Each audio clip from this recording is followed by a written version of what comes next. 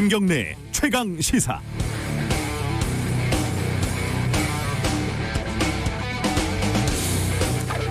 벌써 오래됐네요. 지난 2월 18일 대구 신천지 코로나 사태 시작이었던 31번 환자가 확진 판정을 받았습니다. 그 뒤에 대구에서는 코로나가 걷잡을 수 없이 확산을 했고 5일 뒤에 정부는 최고 수준인 심각으로 위기 경보를 발령을 했습니다. 근데 시간을 좀 거꾸로 돌려가지고 그 5일 전이었던 2월 13일 문재인 대통령은 국내 방역관리는 어느 정도 안정적인 단계에 들어선 것 같다. 코로나19는 머지않아 종식될 것이다 라고 공개적으로 발언을 했습니다. 신천지 사태 이후에 정부 관계자는 대통령의 말에 대해서 희망을 나눈 것으로 이해한다고 해석을 했습니다. 틀린 말은 아니죠. 예를 들어서 이재갑 감염내과 교수처럼 항상 위기를 말하고 엄격한 사회적 거리를 강조하는 자칭 양치기 소년이 필요하듯이 누군가는 종식을 이야기하고 희망을 보여주는 지도자가 있어야 합니다. 그런데 희망도 전망도 비전도 당연히 냉정한 현실 인식이 바탕이 돼야 합니다. 그래야 신뢰를 줄 수가 있고 그래서 희망도 줄 수 있는 거 아니겠습니까? 그제 대통령이 주식시장이 안정화되고 있다고 말을 했습니다. 국민들을 안심시키기 위한 것이겠죠. 희망을 주려는 것이었겠죠. 하지만 안타깝게도 실패했습니다. 희망 섞인 전망과 확증 편향적인 현실 인식이 뒤섞여 버렸기 때문입니다. 너무 급했거나 너무 순진했습니다. 8월 12일 수요일 김경래 최강시사 시작합니다.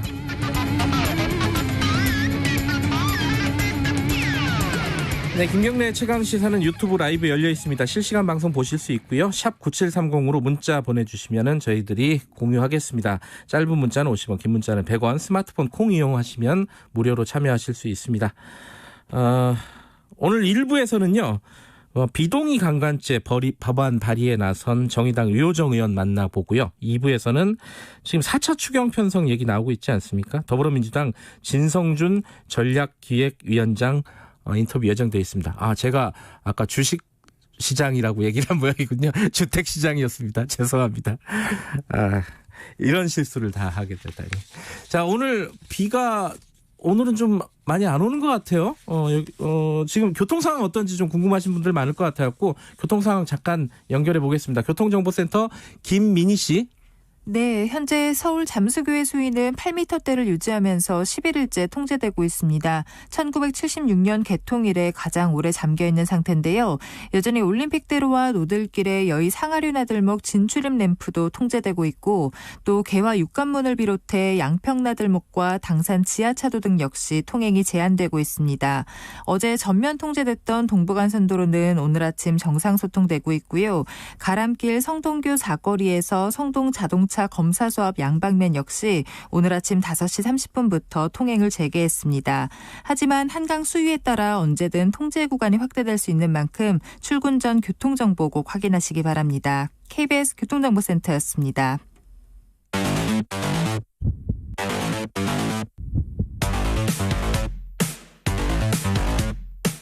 오늘 아침 가장 뜨거운 뉴스 언박싱. 네, 뉴스 언박싱 고발뉴스 민동기 기자 나와 있습니다. 안녕하세요. 안녕하십니까. 김민아 시사평론가 나와 계십니다. 안녕하세요. 안녕하세요. 주식을 하시나 봐요. 무의식 중에 주식이 관심이 많아서. 머리 구조 이렇게 보면 주식 이렇게 돼 있는 거 아닙니까? 이 프로그램 듣는 사람 굉장히 많군요. 주식이라고 했다고 난리를.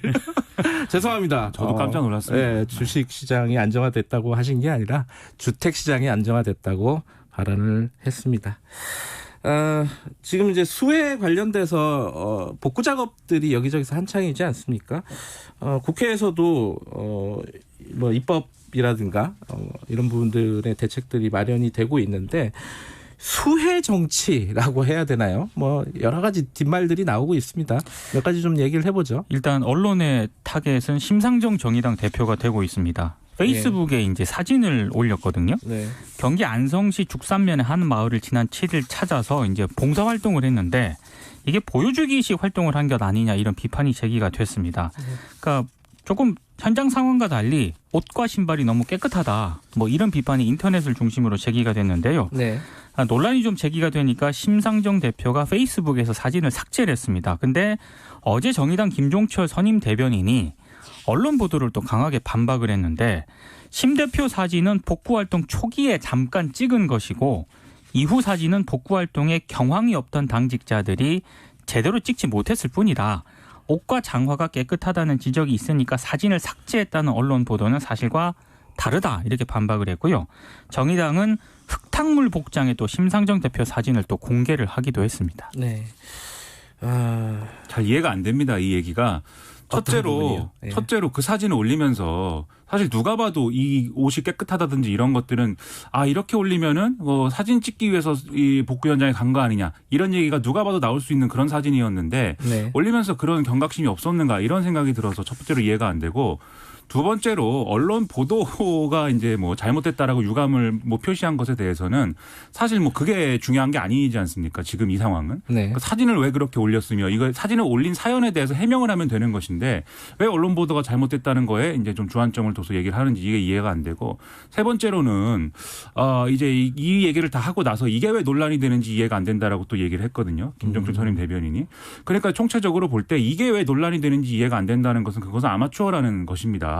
그래서 이게 전반적으로 뭐가 지금 문제가 되고 있고 이 수해라는 것에 대해서 이제 정치인들이 복구 현장에 가면 어떤 비난을 받을 수가 있다. 그렇기 때문에 어떻게 진정성을 좀 보여줘야 된다. 이런 것들이 지금 이 정의당 심상정 대표의 사진 논란에서는 하나도 지금 정의당이 느끼지 못하고 있는 것 같아서. 좀 과할 정도로 언론 비판이 집중이 되는 가장 큰 이유 가운데 하나가 정의당이 그동안 수해 정치 이런 부분에 대해서 비판적이었거든요. 근데 이제 왜 이러냐 뭐 이런 비판도 한 맥락이 좀 깔려 있는 것 같습니다.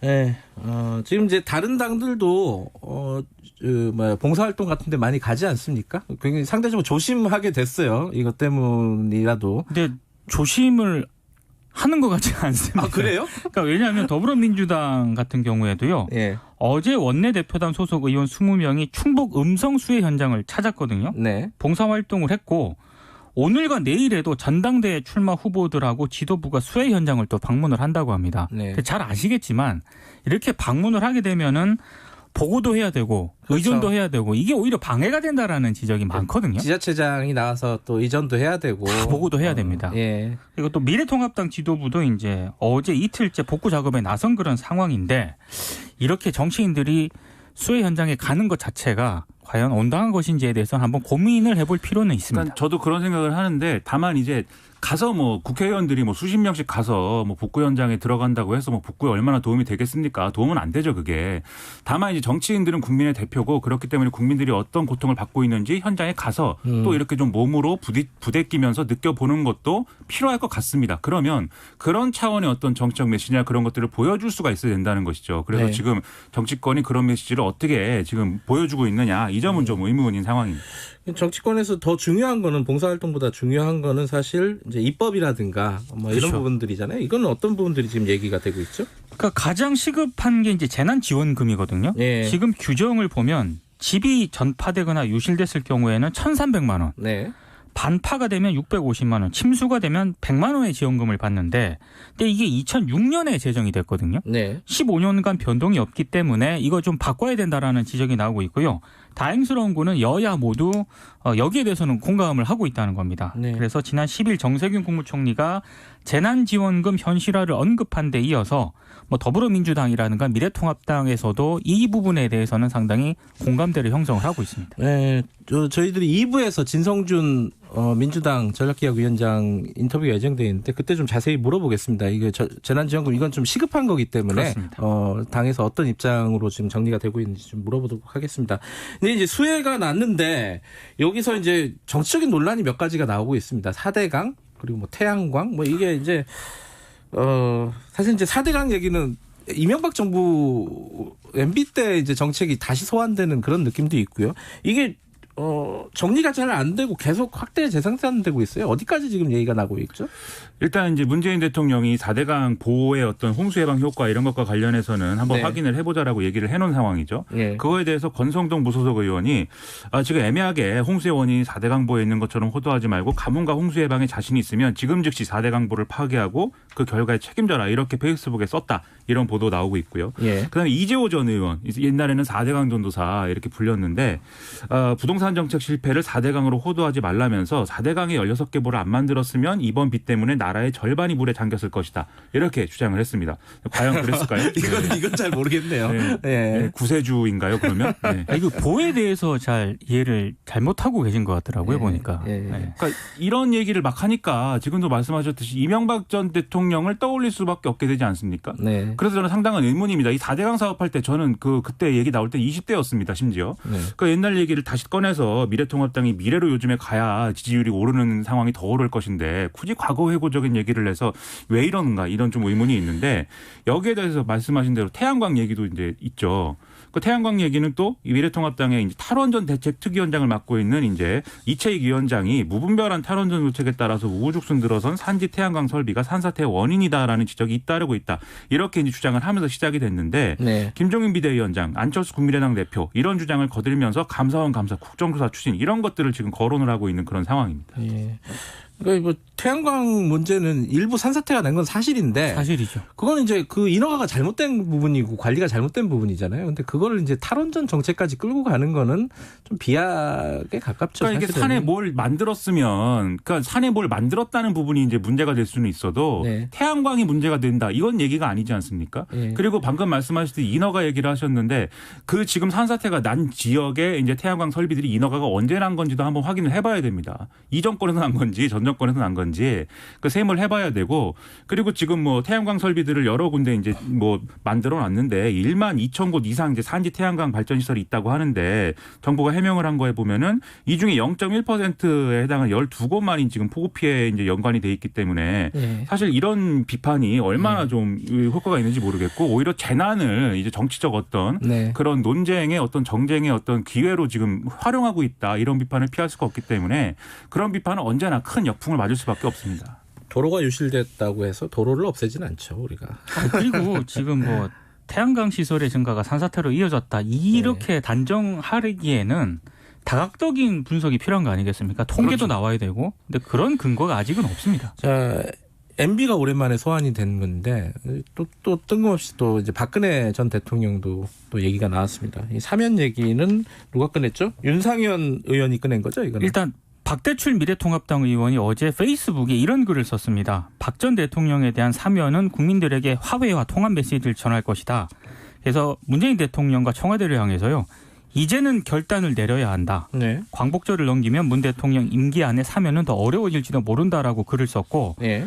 윤상현 무소속 의원도 문재인 대통령을 향해서 통큰 결단을 내려주시길 거듭 당부드린다. 이렇게 촉구를 했습니다. 그런데 이게 사실은 사면 요건이 아직 안 되잖아요. 확정 판결이 안 나서. 그렇죠. 이 얘기 할 때마다 참 이상해요, 이거는. 할 때마다 얘기를 하는데 형이 확정이 돼야 사면을 하든지 말든지 하는데 그렇지 않지 않느냐라고 하지만 계속 이 얘기를 꺼내는 것은 앞에 이제 뭐 4대강 얘기도 마찬가지인데요. 예. 결국은 이제 기존 지지층이 이제 만족할 수 있는 메시지를 던지면서 계속해서 어떤 자기 정치적 존재라든가 이런 것들을 좀 계속해서 쌓아가는 것이고 예. 반대로 얘기하면은 지금 여당의 입장에서는 사실 고마울 겁니다. 이 4대강 얘기 꺼내고 박근혜 사면론 꺼내고 이런 게 여당 입장에서는 지금 최근에 곤혹스러웠는데 부동산 얘기 뭐 검찰 얘기 이래서 계속 곤혹스러웠는데 오히려 이제 여기에 반박을 하면서 또 지지층 결집을 유지할 수 있는 거잖아요. 그런 상황이 되니까 사실은 이게 어떻게 보면은 두 당이 윈윈이다 이런 생각도 드는데 손해는 미래통합당이 더 많을 것이다라는 생각입니다. 그 검언 유착 의혹 사건 이른바 뭐 강요 미수 사건이라고도 하고 네. 어쨌든 그 사건에 이동재 전 채널A 기자 공소장이 공개가 됐어요. 공소장 내용은 구체적으로 어떤 게 들어가 있어요? 그러니까 이동재 전 채널A 기자가 예. 이철 전 밸류인베스트 코리아 대표 관련 취재를 시작한 뒤에 이게 한 2달 정도 되지 않습니까? 네. 2달 동안 한동훈 검사장과 모두 327번에 걸쳐서 연락을 주고받았다. 이 내용입니다. 이게 다 전화했다는 건 아니죠? 그러니까 카카오톡 문자 메시지하고 직접 통화, 보이스톡으로 합한 거를 이제 327회라고 검찰이 밝혔는데요. 네. 근데 아까 김민하 평론가하고도 방송 들어오기 전에 잠깐 얘기를 했는데 네.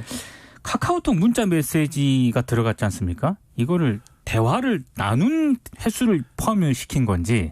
그랬을 것 같은데 이거는 크크크 이것도 한 번씩 넣는 거 근데 아니에요? 그 부분이 구체적으로 언급이 안 돼 있거든요. 왜냐하면 이게 내용을 몰라요. 이 네. 대화의 내용을 모르고 로고 기록을 보고 지금 327회라고 하는 것이기 때문에 예. 정확하게 그걸 어떻게 구분했는지 같은 시간대를 한 묶음으로 본 건지 아니면 개별적인 오간 모든 메시지를 327회라고 하는 건지 모르겠는데 다만 개별적으로 오간 메시지가 하나하나 다 327회라고 하더라도 그렇게 많은 메시지를 둘이서 단체 채팅방도 아니고 둘이서 주고받을 정도라는 거는 무슨 내용인지는 상당히 궁금해지는 건 사실입니다. 친한 건 사실이죠. 300번 넘게. 보통 친한 게 아니죠. 네. 327회면. 저는 이렇게 문자라고 해도 이렇게 네. 자주 하는 사람 거의 없는데. 그러니까 저는 이게 세대 차인가 이런 생각도 하는데 그렇게 생각해 보면 세대가 이렇게 좀 저하고 먼 세대도 아닌데 무슨 이렇게 문자를 많이 주고받는. 근데 어쨌든 직접 증거는 아니고 정황 증거잖아요. 이거는 그죠? 모든 게 그렇죠. 그렇습니다. 예. 그러다 보니까 이제 이동재 전 기자라든가 한동훈 검사 측은 이게 뭐 혐의가 입증이 안 된 거 아니냐라고 얘기를 할 수 있는 부분이 있는 거 아니겠어요? 그렇죠. 327회에 뭐 해당한다는 이 메시지 내용이 네. 지금 뭐 신라젠 문제라든지 이런 한동훈 검사장의 어떤 역할이라든지 이동재 전 기자가 했다거나 강요미수죄를 구성하는 그런 이제 증거로 볼 수가 있는지 없는지를 지금 모르는 것인데 예. 이런 내용을 지금 공소장에 써놓은 것 자체가 이제 뭐 이른바 이제 공소장 일본주의 이런 것에 이제 위배된다 이런 비판을 지금 이제 이동재 기자 측에서는 얘기를 하고 있습니다. 근데 공소장 일본주의가 이게 저게 뭐예요? 이게 되게 어려운 그게 이제 말이라서. 공소장에는 그 범죄 요건을 구성하는데 필요한 내용만 기재해라 이 얘기인 건데 사실 솔직히 얘기해서 지난 뭐 대통령들에 대한 어떤 재판이라든지 이런 예. 데서도 맨날 나오는 얘기가 공소장 일본주의입니다. 예. 왜 혐의하고 이제 상관도 없는 내용을 다 적어서 판사가 그 내용을 보면서 이 혐의에 대해서만 따지는 게 아니라 다른 예단을 이제 갖게 하느냐 이 비판을 하는 건데 네. 참 공소장 일본주의가 실제로 뭐인지에 대해서는 그것은 이제 검사를 불러서 이제 물어봐야 될 것 같습니다. 알겠습니다. 오늘 할 얘기 많은데 여기까지밖에 못 하겠네요. 오늘 고맙습니다. 고맙습니다. 뉴스 언박싱 고발뉴스 민동기 기자 그리고 김민아 시사평론가였습니다. 김경래 최강 시사 듣고 계시고요. 지금 시각은 7시 30 정확하게 7분이네요. 날씨 정보입니다. 오늘 대부분 내륙에 천둥, 번개, 돌풍 동반해서 강한 소나기가 오는 곳이 많겠습니다. 양은 20에서 80mm 정도입니다. 비 피해 없도록 유의하셔야겠습니다. 현재 중부 서해안에는 안개가 짙고요. 그 밖에 대부분 내륙으로도 안개 낀 곳이 많습니다. 공항 이용 시 참고하시면 좋겠습니다. 오늘 낮 기온 서울 30도, 광주 31, 대구는 35도까지 오릅니다. 폭염특보 해당 지역은 점차 늘겠습니다. 현재 강원도와 남부, 제주에 폭염특보 발효 중입니다. 그리고 모레는 장맛비가 중부지방으로 다시 내릴 전망이고요. 오늘 소나기에 이어서 내일도 역시 중서부 지방으로 10에서 50mm 정도의 소나기가 내릴 전망입니다. 오늘 낮에 제주도는 비가 계속 내리겠습니다. 지금 서울의 기온은 24.9도입니다. 날씨 정보였고요. 다음은 이 시각 교통 상황 알아보겠습니다. KBS 교통정보센터의 김민희 씨입니다. 네, 지금 서울 시내에서는 잠수교를 비롯해 올림픽대로와 노들길에 여의 상하류나들목 진출입 램프가 통제되고 있고요. 또 개화 육관문과 양평나들목 그리고 당산 지하차도 등 역시 통행이 제한되고 있습니다. 한강 시민공원 주차장 역시 통제됐기 때문에 이용에 참고하시기 바랍니다. 노들길과 동부간선도로는 정상 소통되고 있고요. 출근 정체만 빠르게 늘고 있습니다. 하지만 한강 수위에 따라 언제든 통제 구간이 확대될 수 있는 만큼 출근 전 교통정보 꼭 확인하시기 바랍니다. 출근 정체 구간 살펴보면 올림픽대로 공항 쪽으로는 남사대교에서 잠실대교 사이와 또 반포대교에서 여의 하류 사이로 정체고요. 반대 하남 쪽으로는 행주대교에서 양화대교 사이와 또 여의 하류부터 한강대교까지 속도 줄여 지납니다. 노들길은 현충원 방면으로 여의도 일대 지나는 차량들이 많습니다. KBS 교통정보센터였습니다. 최강 시사.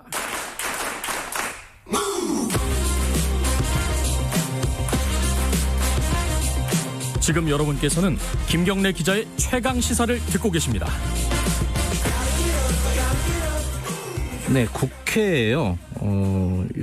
대자보 붙는 일이 요새는 그렇게 많지 않은데 노란색 대자보 100장이 붙여졌다고 합니다. 이걸 뭐 관련된 내용은 비동의 강간죄, 이게 뭐 미투 운동 뭐 이런 것들 때문에 많이 들어보신 분들 많으실 것 같습니다.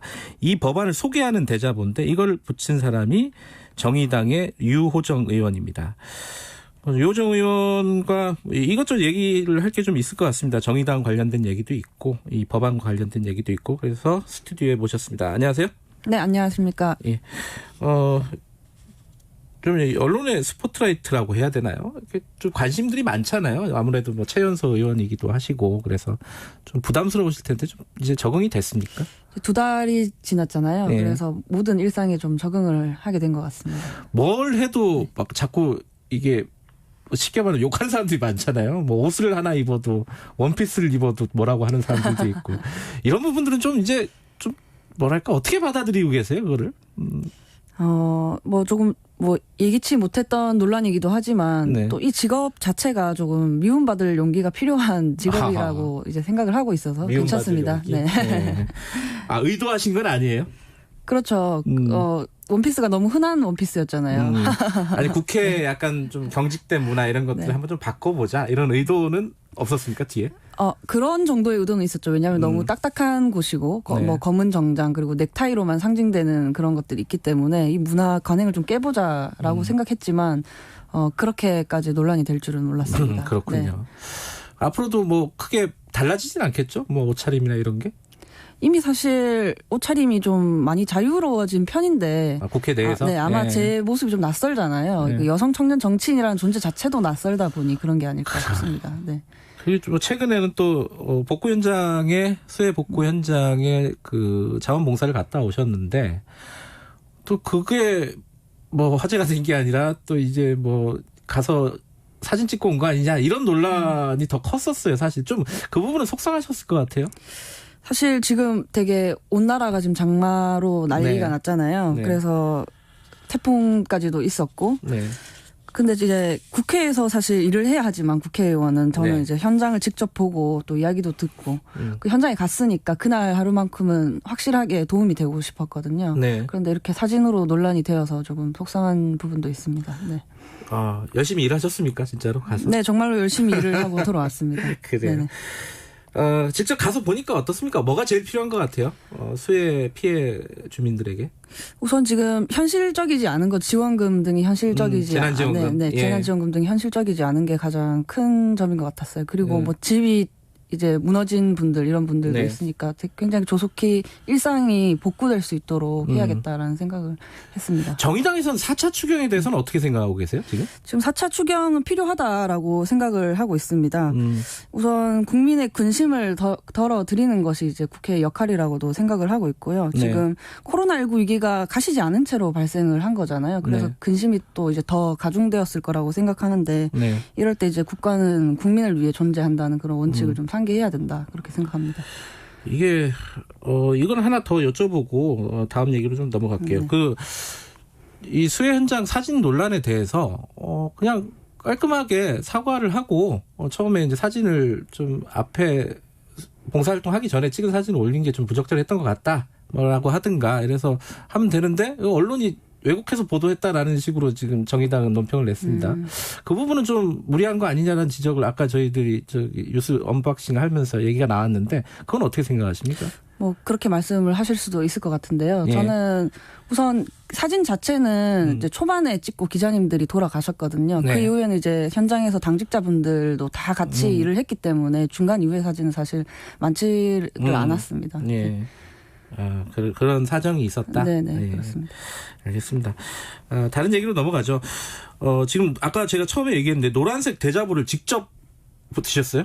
네, 저도 함께 붙였습니다. 근데 왜 대자보를 붙일 생각을 하신 거예요, 이 부분은? 사실 이제 법안이 완성되었으니까 설득을 해야 하잖아요. 예. 이제 의원님들 찾아뵙고 또 마주칠 때마다 설명드리고 동료 의원들. 네네네. 예. 그리고 또 뭐 시간 날 때마다 뭐 전화도 드리고 네. 이제 어떻게 하면 그러면 더 잘할 수 있을까 생각을 해봤을 때 네. 생각해보면 이제 저희 의원실에도 일주일에 뭐 100건 가까이 공동발의 요청서가 들어오거든요.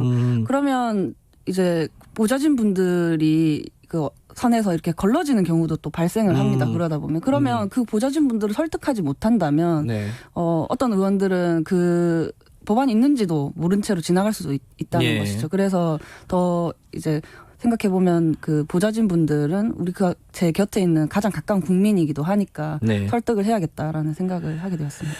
내용으로 보면요, 비동의 강간죄라는 게 이제 정의당에서도 원래 추진한다고 밝힌 내용이고요. 근데 이게 사실은 반대하는 쪽 논리도 있습니다. 이게 너무 무리한 법 적용이 되지 않겠느냐, 뭐 이런 반대 논리도 있을 것 같아요. 여기에 대해서는 어떤 식으로 설득을 하실 생각이세요? 사실 지금 법안 내용이 완전히 공개되지가 않아서 이런저런 추측으로 또 추측도 있고 그동안 쌓인 그렇겠죠. 오해들도 있고 그래서 Q&A 등을 제가 또 자료를 준비를 따로 하고 있고요. 사실 우리 현행법이 강간죄 구성 요건으로 폭행과 협박만을 인정하고 있어서 근데 그 폭행과 협박이 현저히 저항이 불가능한 경우로만 또 인정을 하고 있어서 많은 피해자들이 보호받지 못하고 있는 상황이거든요. 네. 그래서 여러 가지 이제 개정을 좀 준비를 했습니다. 근데 이게 대표적으로 이제 뭐 우려하는 쪽, 이 비동의 강간죄에 대해서 좀 반대하는 쪽 입장은, 처음에는 안 그랬는데 나중에 이거를 빌미로 해서, 뭐랄까, 이제 뭐 죄를 덮어 쓴다거나 이런 우려의 문제잖아요. 그거는 어떻게 좀 해소할 수 있을까요? 사실 동의 없이라는 그 문구에 대해서 이제 의문을 많이 표하시거든요. 그러니까요. 근데 사실 너무 추상적인 개념 아니냐라고 하지만 뭐 기존에도 양해, 승낙, 뭐 위계, 위력 같은 이런 추상적인 용어들이 있습니다. 그렇기 때문에 동의 없이라는 말이 추상적이라고 해서 뭐 강간죄를 개정하면 안 된다라는 말은 또 옳지 않고요. 네. 그 양해나 승낙의 경우에도 그 이제 의사표시가 명확하게 있어야 하고 그리고 이제 그러니까 피고소인이 그 의사를 인지할 수 있어야 하기 때문에 뭐 조금 이제 좀 오해가 있는 게 많습니다. 그래서 이런 부분들을 좀 해소해 나가야 한다고 생각하고 있습니다. 그러니까 구체적으로는 어떻게 해야지 동의가 되는 것이냐, 뭐 이거잖아요, 그죠? 그럼 어떤 거예요, 구체적으로는? 지금 같은 경우에는 이 동의 없이라는 부분에 대해서 이렇게 정확하게 하지 않고 지금 법의 해석 같은 것들로도 앞으로 이루어 나갈 수 있는 거거든요. 판례라든지. 그렇기 때문에 지금 동의 없이라는 말을 조금 간단하게 설명을 하면 동의 있는 강간은 있을 수가 없습니다. 애초에 동의 있는 강간은 강간이 아닙니다. 동의 없는 성교가 강간인 것이거든요. 그리고 현재 법상에서도 지금 동의 없는 부분에 대해서 좀 더 중점을 갖춰서 뭐 이제 판례가 이제 쌓이고 있는 거 아니냐. 그러니까 추세가 그렇게 이루어지고 있거든요. 그래서 그렇다면 이 판례가 지금 이렇게 이루어지고 있다면, 추세가 있다면 이것을 제도화하지 못할 이유는 무엇이냐라는 것이죠. 거꾸로 얘기하면 이게 판례가 이루어지고 있는데 굳이 또 이걸 명문화할 필요가 또 있겠느냐. 지금도 충분히 그렇게 만약에 판결들이 이루어지고 있다면 이렇게 얘기할 수도 있는 거 아니에요? 그럼에도 불구하고 지금 이제 보호받지 못하는 피해자들이 많이 있기 때문에 이것을 이제 명시를 해야 한다라고 저는 생각하고 있습니다. 특히 이제 문제가 되는 게 이제 업무상의 관계가 아닌 경우. 업무상의 관계는 사실은 이게 위력이라든가 이런 부분들이 좀 명확하게 규정이 될 수가 있는데 그렇지 않은 경우에 대한 어떤 문제가 많이 있지 않았습니까? 거기에 대한 대책들이 이 법안 안에 들어가 있는 건가요, 그러면? 지금 현행 형법에서 업무상 관계가 아니면 위계 위력을 통한 이런 성범죄 처벌이 이제 어렵거든요. 예를 들어서 지금 의사와 환자 사이, 종교인과 신자 사이, 뭐 상담자와 내담자 사이처럼 이제 실제 위계 위력이 작동하는 분야가 많아졌잖아요. 그래서 개정안에는 업무상 관계가 아니더라도 이제 위계 위력에 의한 강간을 처벌할 수 있도록 또 개정을 했습니다. 지금은 또 예를 들어보면 이제 문화계나 체육계 같은 경우는 업무상이 아니잖아요. 근로계약서를 작성하지 않잖아요. 이런 특수고용 분야에서 또한 이제 처벌의 공백이 발생하고 있기 때문에 업무상이 아니더라도 처벌할 수 있도록 개정을 했습니다. 그런 어떤 구체적인 부분들이 이번 개정안에 들어가 있다? 네, 그렇습니다. 지금 강간의 구성 요건을 상대방의 동의가 없는 경우 그리고 폭행, 협박 또는 위계 위력으로 이제 유형화를 한 것이죠. 그러면 이제 형법 개정안이 되는 거죠? 구체적으로는? 그렇습니다. 지금 이제 법안 이름이 법안의 정식 명칭은 성범죄 처벌 강화를 위한 형법 개정안입니다. 그런데 지금 이제 사실은 이 국회라는 공간이 뭐 50 20대 남성들 중심이잖아요. 네. 그죠? 이 설득하기가 만만치가 않을 것 같은데 분위기는 어떻습니까? 일단 뭐 같이 발의할 수 있는 의원들을 많이 좀 찾고 계실 거 아니에요? 네, 그런 그렇습니다. 좀 뭐 제안들을 받아들이는 의원들이 있나요? 네, 오늘 오전 중에 이제 발의 절차를 마치고 후에 기자회견을 할 예정인데요. 네. 지금 발의해 주신 분들 중에서 대한민국 최초 여성 국회 부의장이신 이제 김상희 부의장님과 또 지금 현재 여가위원장이신 정춘숙 예. 의원님께서도 또 함께 해주셨습니다. 남성 의원은 없어요 아직? 남성 의원 있죠. 이제 저희 정의당 빼고 많지는 않군요 아직은. 네, 아직 많지는 않습니다. 네. 그러나 이제 앞으로 설득을 해 나가야겠죠. 근데 이제 이런 법안을 발의하신 거는 일상적인 어떤 성폭력에 시달리는 여성들을 위해서 만든 거일 수도 있지만 최근에 사회적인 분위기가 예컨대 뭐 안희정 전 지사, 뭐 그렇죠. 오고돈 전 시장, 뭐 박원순 전 시장 이런 사건들이 계속해서 발생을 했기 때문에 좀 사회적인 환기가 이루어졌잖아요. 이런 것들은 왜 자꾸 끊이지 않고 벌어진다 이렇게 진단을 하고 계시나요? 당연한 말이지만 이런 일들은 피해자가 꽃뱀이어서가 아니라 이제 네. 권력형 성범죄가 자꾸 발생하는 건 권력자들의 성인지 감수성이 부족하기 때문이다라고 생각합니다. 당연하게도 이제 교육이 좀 선행되어야 한다고 생각하고 있고요. 네. 요즘 온라인에서 이런 말들이 있더라고요. 여성 부하 직원이 당신에게 상냥한 것은 당신이 좋아서가 아니다. 단지 당신이 상사이기 때문이다. 좀 과격한 말로 이제 들리실 수도 있겠지만 이런 인식의 전환이 저는 좀 필요하다라고 생각합니다. 그런 인식의 전환은 사실 법으로 되는 건 아니잖아요. 법만으로 되는 건 아니잖아요. 어떤 부분들이 더 필요하다고 보십니까? 우선 저는 교육 부분이 조금 중요하다라고 생각을 하고 있거든요. 네.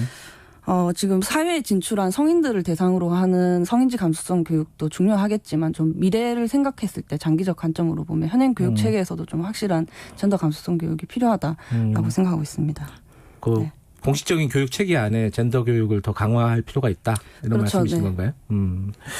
알겠습니다. 그 법안이 그럼 오늘 발의가 되면은 뭐 한참 남았네요. 통과되려면은 그죠? 설득 작업이나 이런 것들이. 네, 그렇습니다. 네. 지금 아까 잠깐 뭐 원피스 얘기 이런 얘기들 잠깐 지나가면서 했는데 지금 청년 의원들이 21대 국회 많지 않죠? 그죠? 숫자로 보면은. 그렇죠. 여전히 적은 수죠. 10몇 분 정도 계시거든요. 그래도 어찌됐든 변화의 움직임이 있는 거잖아요. 실제로 좀 실감하는 게 있습니까? 국회가 좀 변하고 있다? 이런 것들? 아무래도 이번 원피스로 인해서 저도 체감을 조금 하게 된 면이 있고요. 네. 제가 저에 대해서 물어볼 때 저는 낯선 정치인이라는 얘기를 좀 하거든요. 사람들한테? 네, 왜냐하면 지금 그래도 아직은 이제 중년 남성 중심의 국회이기 때문에 국회 청년 그리고 여성 청년 정치인이 국회 안에 있을 거라고 아직 상상하지 못하는 점들이 있어요. 아직도 이제 보안 담당자분들께 지나가다가 이제 붙잡힌다든지. 아직도요? 2달이 지났는데? 네. 그런 점들이 있어서 네. 이제는 여성도 청년도 국회의원일 수 있겠구나 하고 그냥 일상의 변화가 생기고 있는 게 아닌가. 네. 저도 옷을 하도 좀 이상하게 입고 다니는 경우가 많아가지고 어디 관공서 출입할 때 붙잡힌 경우가 되게 많았어요. 청취자 응원 문자가 있네요. 리안 님이 한국 성폭력 문화에 큰 변화를 줄 법안이라고 생각합니다. 정의당 이호정 의원님 응원합니다. 이런 말씀도 하시고 미무스원 이 무슨 뜻인지 잘 모르겠는데 이런 닉네임 쓰시는 분이 박수 보내드립니다. 뭐 이호정 의원님 응원합니다. 이런 문자들 많이 오네요. 물론 악플도 있을 겁니다. 근데 악플은 저쪽에서 소개를 안 해주셔가지고 자, 그 마지막으로 이 21대 국회가 어떻게 좀 바뀌었으면 좋겠다. 뭐 이런 부분들에 대한 얘기를 좀 듣고 마무리를 하죠. 이제 항상 일하는 국회 혹은 국민을 닮은 국회라는 말을 저희가 이제 자주 들어보셨을 텐데요. 네.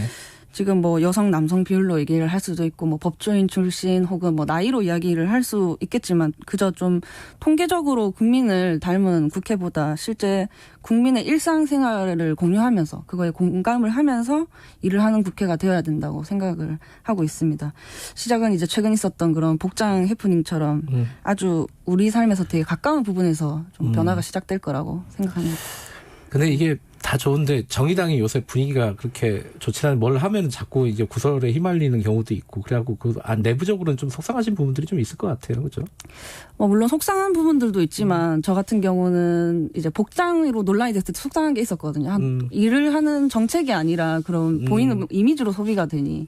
근데 또 전화위복이라고 그 이후로 또 정책을 소개할 수 있는 인터뷰들이 또 있었어요. 그래서 긍정적으로 생각하려고 합니다. 알겠습니다. 앞으로는 정책으로 저희들이 여러분 모시도록 하겠습니다. 고맙습니다. 네, 감사합니다. 정의당의 유효정 의원이었습니다. 1분 여기까지고요. 잠시 후 2부에서는 민주당의 진성준 의원 연결합니다. 잠시 후에 뵙겠습니다. 아, 시원해. 엄마, 에어컨은 왜 시원해요? 그건 냉매라는 물질 덕분이야. 그럼 냉장고는 왜 차가워요? 그것도 냉매 덕분이지. 하지만 공기로 새 나가면 지구를 아프게 하는 온실가스가 된대요. 냉매 관리 잘하면 여름이 시원? 시원? 시원해. 냉매 관리 잘하면 음식이 신선. 신선? 신선해. 냉매 관리 잘하면 시원하고 신선해. 우리 모두 냉매 관리합시다. 냉매 관리는 기후변화 대응 정책과 함께합니다. 우리 모두 냉매 관리 잘해요. 환경부 한국환경공단. 말 같은 말.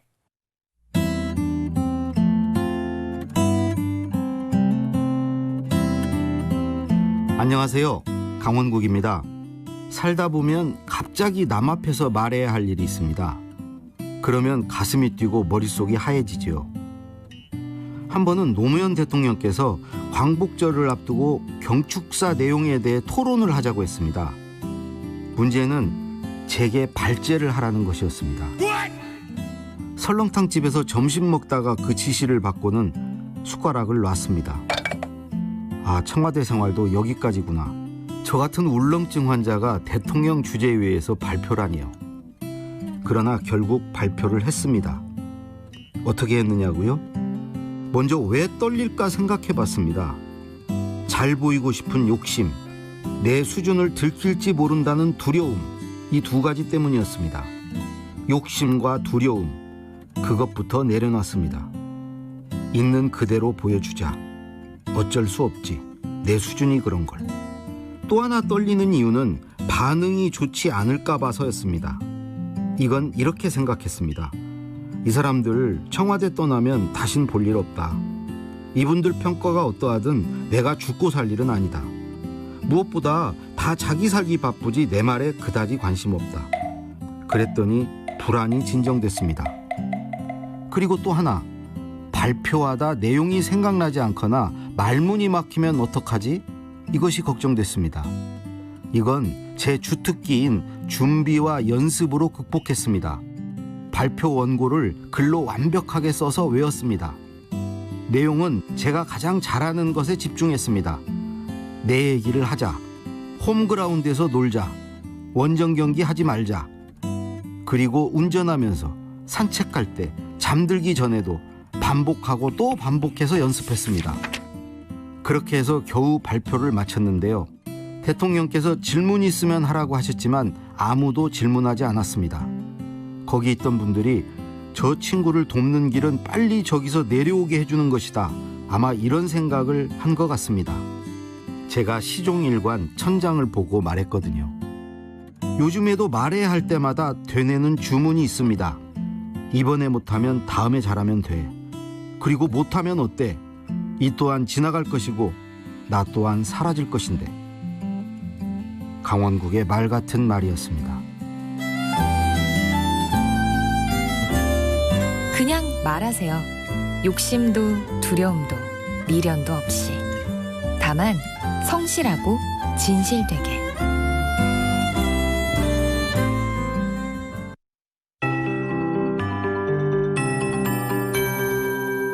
KBS 58분 날씨.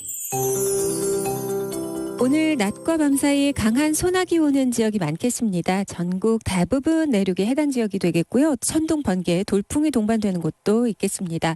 양도 20에서 80mm로 상당히 많습니다. 비 피해 없도록 유의하셔야겠습니다. 현재 충청 이남에는 약한 비가 오는 곳이 있고요. 제주도에는 지형적인 영향으로 기류스름이 더해져 오늘 10에서 60mm의 비가 내리겠습니다. 현재 중부 서해안에는 가시거리 200m 이하의 짙은 안개 낀 곳이 있고 그 밖에도 중에서도 대부분 내륙으로 안개 낀 곳이 많습니다. 이 강원도 정선 가시거리 210m, 백령도 350m, 태안 120, 흑산도 260m로 좁혀져 있습니다. 서해안에 위치한 공항 이용하실 분들 참고하셔야겠습니다.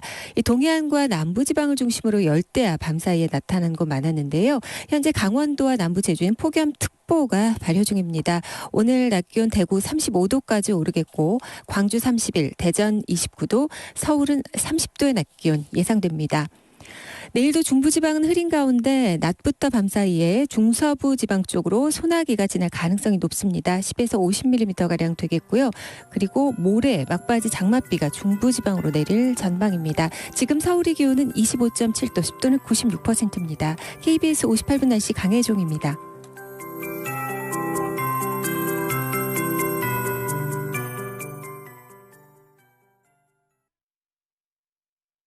정성을 다하는 국민의 방송 KBS가 8시를 알려드립니다.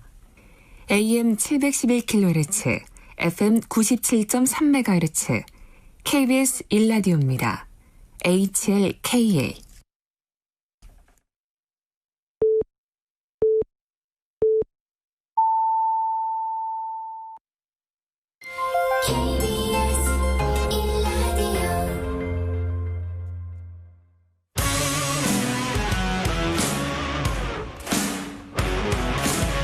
뉴스타파 기자 김경래 최강 시사. 네, 김경래 최강 시사 2부 시작하겠습니다. 지금 집중호우로 인한 피해가 전국적으로 지금 발생을 했죠. 정부와 국회에서 4차 추경 얘기가 나오고 있습니다. 이게 대한민국 역사상 두 번째라고 하죠. 만약에 4차 추경이 편성이 된다면요. 아직까지는 논의 중인데 지금 여당에서는 어떻게 이 4차 추경과 관련된 입장이 정리되고 있는지, 그리고 부동산 관련 정책 등 각종 현안들 오늘은 더불어민주당 진성준 전략기획위원장 연결해서 얘기 좀 나눠보겠습니다. 진성준 의원님 안녕하세요. 네, 안녕하세요. 네. 진성준입니다. 지금 이제 호우 피해 때문에 4차 추경 얘기 나오고 있잖아요. 여기에 대해서는 일단 의원님은 어떻게 생각하시나요? 예, 필요하다면 주저하지 말고 해야 된다는 생각입니다. 네. 전 정부와 함께 정확한 피해 규모를 확인을 하고 복구와 보상에 소요될 비용의 규모를 먼저 산정하는 것이 필요합니다. 네. 그런데 아직까지 정확한 피해 규모가 확정되고 있지는 못합니다. 네. 절차를 보면 수해 피해가 난 지방자치단체가 피해 규모를 파악해서 보고를 하면 그 즉시 확정되는 게 아니라 중앙재난피해 합동조사단이 현장 실사를 합니다. 네. 그렇게 해서 피해 규모를 확정하게 되는데 현재는 수해 피해가 지속되고 있고 또 그런 가운데 장마전선도 계속 북상하고 태풍도 올라오고 하는 이런 상황이기 때문에 아직 정확한 피해 규모가 확인되지 않고 있습니다. 그런데 우선 이런 피해 규모를 확인하는 것이 필요하고 그럴 경우에 복구와 보상에 필요한 재정은 얼마나 들 것인가 하는 것을 먼저 확인해야 됩니다. 현재 정부가 확보하고 있는 재해대책 예비비는 한 1조 9천억 원, 또 일반 예비비는 한 7천억 원, 그래서 2조 6천억 정도의 예비비가 있다고 하는데 이것을 수해 피해 복구에 전부 쓸 수는 없습니다. 그렇기 때문에 재정이 충분하지 않다면 추가 경정 예산안을 또다시 편성해야만 하는 게 아닌가. 그리고 그게 필요하다면 망설이지 말고 신속한 복구와 보상을 위해서 추경도 편성해야 된다 하는 것이 제 생각입니다. 그 통상적인 절차를 고려해 봤을 때 그럼 8월 내에 이런 것들이 결정이 이루어지고 만약에 필요하다면 8월 임시국회에서 통과가 될 가능성이 있는 건가요? 그러면은? 이제 정부가 얼마나 신속하게 피해 규모를 산정하고 또 그에 필요한 재정 대책을 세우느냐에 달려 있을 텐데요. 8월 중에는 아마 필요하다면 정부에서도 추경안을 국회에 제출할 수 있을 것이고 심사는 할 수 있을 것입니다만 8월 임시국회 중에 그게 다 가능하겠는가 통과까지 하는 것은 지금 장담하기 어렵다고 생각합니다. 하지만 8월 임시국회로 뭐 국회가 문을 닫는 게 아니고 네. 곧바로 9월 정기국회가 열리기 때문에 네. 뭐 처리할 수 있는 시한이나 기회는 뭐 충분히 남아 있다 이렇게 생각합니다. 지금 그 4차 추경하고는 조금 다른 얘기긴 하지만은 이 재난지원금 있지 않습니까? 이게 지금 침수주택 보상금이 한 100만 원 된다는데 이게 2006년 이후에 동결이 됐잖아요. 네네, 그렇습니다. 이 부분을 현실적으로 좀 물가를 좀 고려해서 조정을 해야 된다. 이 얘기가 지금 나오고 있고 김태년 원내대표도 비슷한 취지의 얘기를 했고요. 네네. 이 부분은 좀 진행이 되는 겁니까? 예, 그렇습니다. 뭐 정부와 당정 협의를 통해서 그 문제도 검토할 예정입니다만 네. 말씀하신 것처럼 2006년 당시에 산정된 재난지원금의 규모가 그 뒤로 한 번도 인상되거나 뭐 개선되지 않았기 때문에 네. 차제에 그것도 현실화할 필요가 있다 이렇게 생각하고 있습니다. 이게 이제 그 직접 피해를 입은 국민들 입장에서는 이게 속도의 문제잖아요. 하루빨리 이제 이런 지원금이 있으면은 빨리 받아야 되고 그게 필요한 상황일 텐데 이게 8월 임시국회 내에서 좀 처리가 될 것인지 이 부분이 관심이 있을 것 같아요. 네, 아까도 말씀드렸던 것처럼 네. 정부와 당이 신속하게 협의를 해서 추경이 필요하다고 할 때 추경안을 편성해서 제출하는 것이 필요한데 일단 추경안이 제출되면 최대한 신속하게 심사할 것입니다. 네. 그렇지만 8월 임시국회 중에 통과가 될 것인가 하는 문제는 아직은 뭐 속단하기 어렵고요. 네. 이제 그렇다고 해서 뭐 8월 임시국회 중에 처리를 못한다고 해서 기회가 사라지는 것은 아니고 곧바로 9월 1일부터 정기국회가 열리기 때문에 네. 연속해서 심사해서 결정할 수는 있다고 생각합니다. 예, 그 지금 이제 4차 추경 말고 제가 여쭤본 속도에 대한 문제는 그 재난지원금 문제인데 이 부분도 좀 신속하게 처리가 될 수 있을지 이게 이제 관심이 있을 것 같아가지고요. 예. 재난지원금 문제는 정부에서도 현실화 필요성을 인정하고 있는 듯합니다. 네.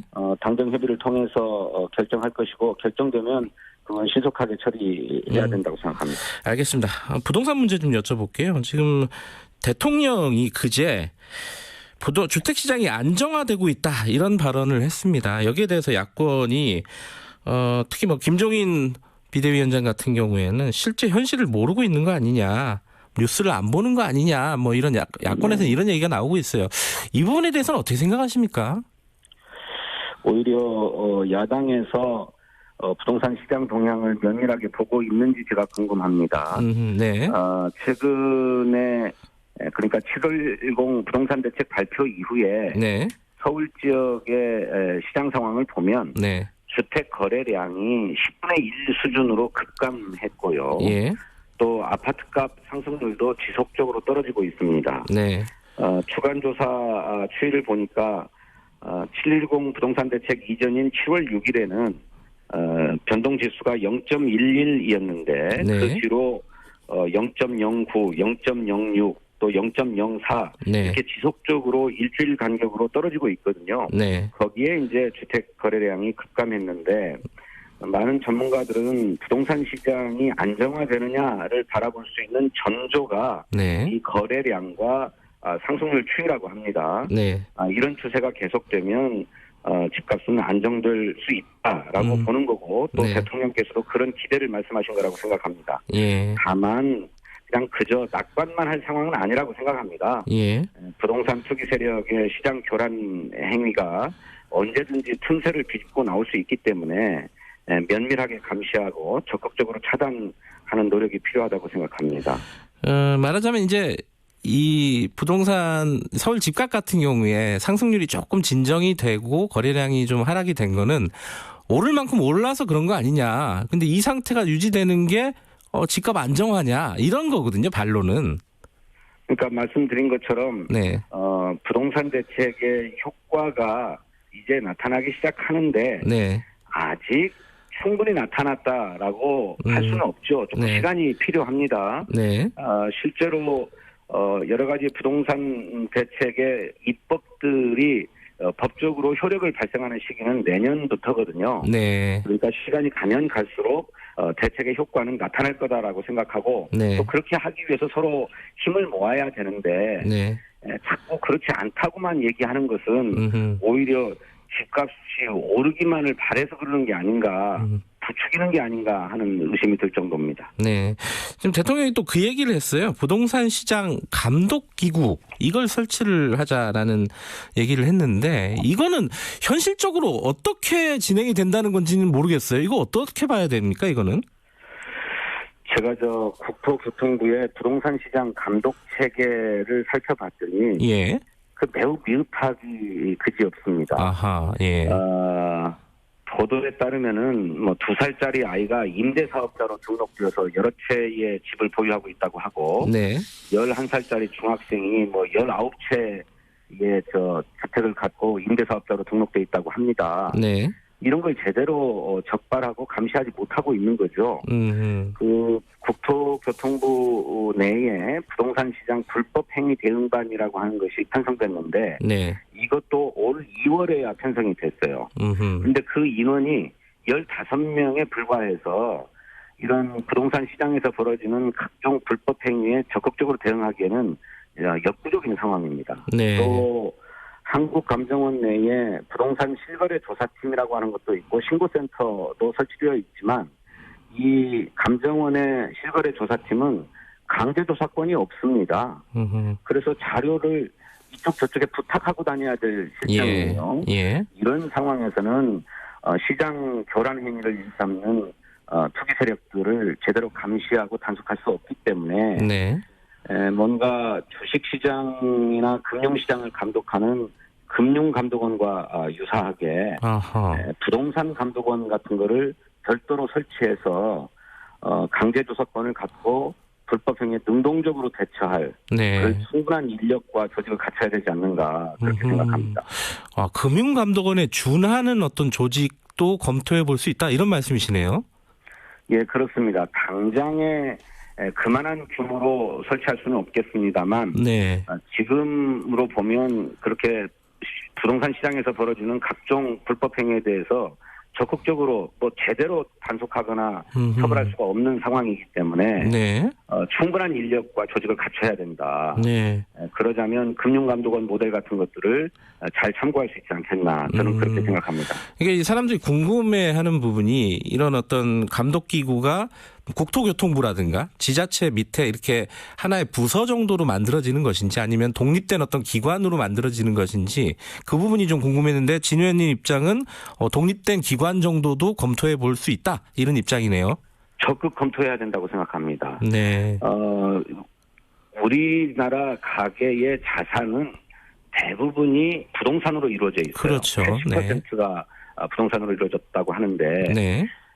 그렇게 보면 주식시장이나 금융권을 감독하기 위한 금융감독원보다 훨씬 더 큰 규모의 부동산 감독기구가 설치되었어야 하는데, 네. 그간에 이런 게 제대로 편성되어 있지 않았다가, 네. 올해 임시 TF 형식으로 대응반이 국토교통부 내에 편성됐거든요. 네. 이걸 가지고는 제대로 시장 교란 행위에 대처할 수 없다, 이렇게 생각합니다. 네.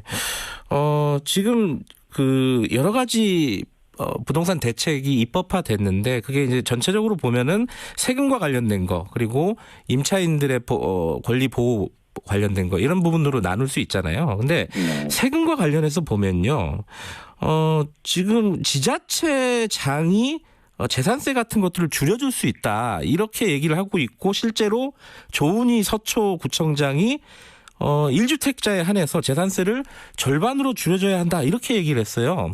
이건 가능한 거라고 보십니까? 현재 지방세법 규정에 따르면, 네. 재해 등이 발생했을 때 50% 범위에서 감경해 줄 수 있는 권한이 지방자치단체장에게 있습니다. 네. 그래서 실행하자면 뭐 불가능할 것은 없다고 생각하는데, 네. 저는 조은희 서초구청장께 서초구의 세입자나 무주택 서민을 위한 지원 대책은 있는 것인지, 오히려 좀 되묻고 싶습니다. 예. 그렇지 않아도 집값이 뛰어 올라가지고, 네. 그 부담 때문에 모두가 고통스러워하고 있는데, 네.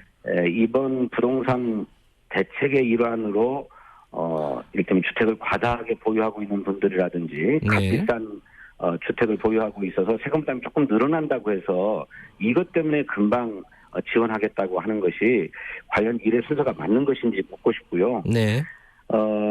소유한 주택이 서초구에 있느냐 아니냐에 따라서 세금을 더 내냐 안 내냐 이런 것도 형평성의 차원에서 봐야 되고요. 네.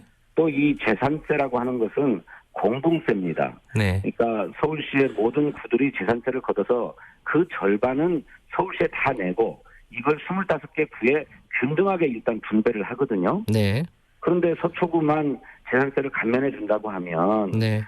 지역 간 격차를 해소하기 위해서 또 완화하기 위해서 실시하고 있는 이 공동세 제도가 무력해지는 것이기 때문에 신중하게 검토해야 된다 그렇게 생각합니다. 청와대 인사 관련된 얘기 좀 여쭤보겠습니다. 이것도 사실상 부동산 문제하고 연결이 된 인사였다 이렇게들 많이 보고 있지 않습니까? 이번 인사가 문책성 인사라고 보십니까? 예, 뭐 그런 성격을 피할 수는 없겠습니다만은 네. 우선 청와대의 비서실장이야 수석 비서관들이 네. 그러저러한 종합적인 상황에 대해서 책임을 지고 사의를 표명했고 네. 대통령께서 이것을 수리했습니다. 네. 그래서 무엇보다도 정부 정책이 성공하느냐 실패하느냐를 가르는 가장 큰 요소는 그 정책에 대한 국민의 신뢰인데 네. 부동산 정책이 효과를 발휘하자고 해도 역시 국민의 신뢰가 관건이 아니겠습니까? 네. 그런 점에서 고위공직자가 솔선수범하자라고 하는 차원에서 제기되었는데 그런 데서 좀 다소 혼란이 있었습니다. 네. 그 인사 중에 한 명이 이제 김조원 전 민정수석이었습니다. 이제 민정수석이 마지막에 이게 뭐 회의에 참석도 하지 않고 이래가지고 좀 말들이 구설이 있었어요.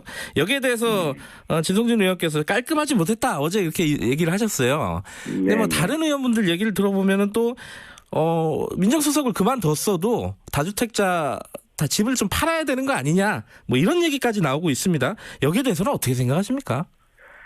글쎄 뭐 이미 이제 현직에서 그런저런 책임을 지고 물러나셨는데 자꾸 거론하는 것은 뭐 적절하지 않다고 생각하고 또 정확하게 알려지지 않은 것도 있더라고요. 그러니까 뭐 수보회의 마지막 수보회의에 참석하지 않았다거나 또 퇴임 인사도 없었다거나 뭐 이렇게 잘못 알려진 측면도 있어서 오해를 산 것도 있는데 뭐 이미 물러나신 분이기 때문에 자꾸 뭐 거론하는 것은 뭐 적절하지 않다 뭐 이렇게 생각합니다. 관련해서요. 이게 부동산 관련된 문책성 인사인 측면이 일부 있다면은 왜 뭐 그 부동산 정책을 총괄하는 김상조 정책실장이라든가 김현미 장관에 대한 얘기는 없느냐 이 얘기들이 시중에 있지 않습니까? 여기에 대해서는 어떻게 판단하고 계십니까? 부동산 정책은 시장 상황에 따라서 시적절하게 제기되어 왔습니다. 네.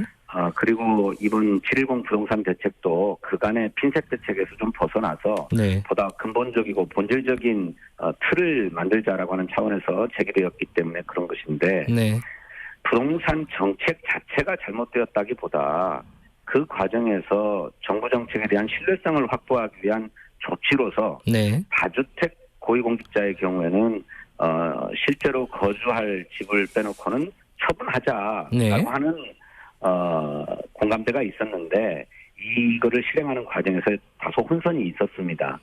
물론 개인의 사정들을 다 들여다보면 그럴 수밖에 없는 형편도 있고 사정도 있었을 것입니다. 이제 그런 점에서 그걸 소상하게 알리지 못한 책임도 있다고 생각됩니다만은 어쨌든 정부 정책의 신뢰성을 확보하기 위해서 공직자가 솔선수범하자라고 하는 그런 정신과 자세만큼은 견지되어야 된다. 또 견지되었어야 된다. 이렇게 생각합니다.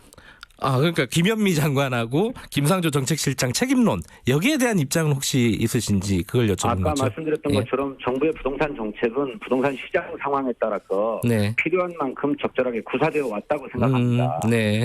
그런데 아까도 말씀드린 부동산 투기를 노리고 시장을 교란하려는 세력들은 정부 정책이 발표되면 그 즉시 그 빈틈을 연구해서 뭐 이를테면 풍선 효과처럼 빈틈을 파고들어 왔거든요.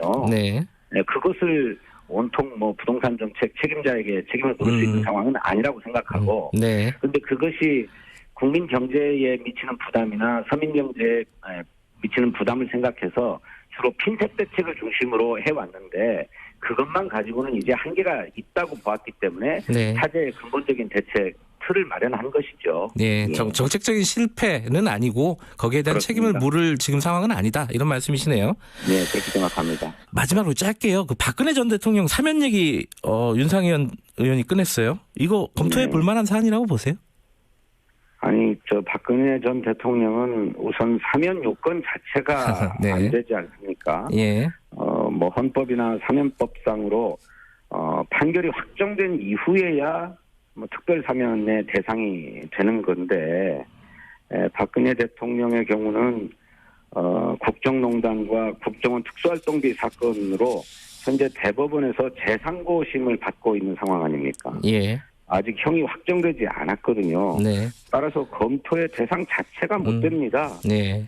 그런데 이걸 자꾸 거론하는 것은 뭐 여론을 환기하려고 하는 정치적 목적 때문에 그런 것이겠습니다만은 반성도 하지 않은 채 용서를 구하는 것은 좀 국민 보기에 파렴치한 짓이다 이렇게 생각합니다. 알겠습니다. 오늘 바쁜 와중에 인터뷰 감사합니다. 여기까지 듣겠습니다. 네, 감사합니다. 더불어민주당 진성준 전략기획위원장이었습니다. 공정하고 깊이 있게 오늘 하루 이슈의 중심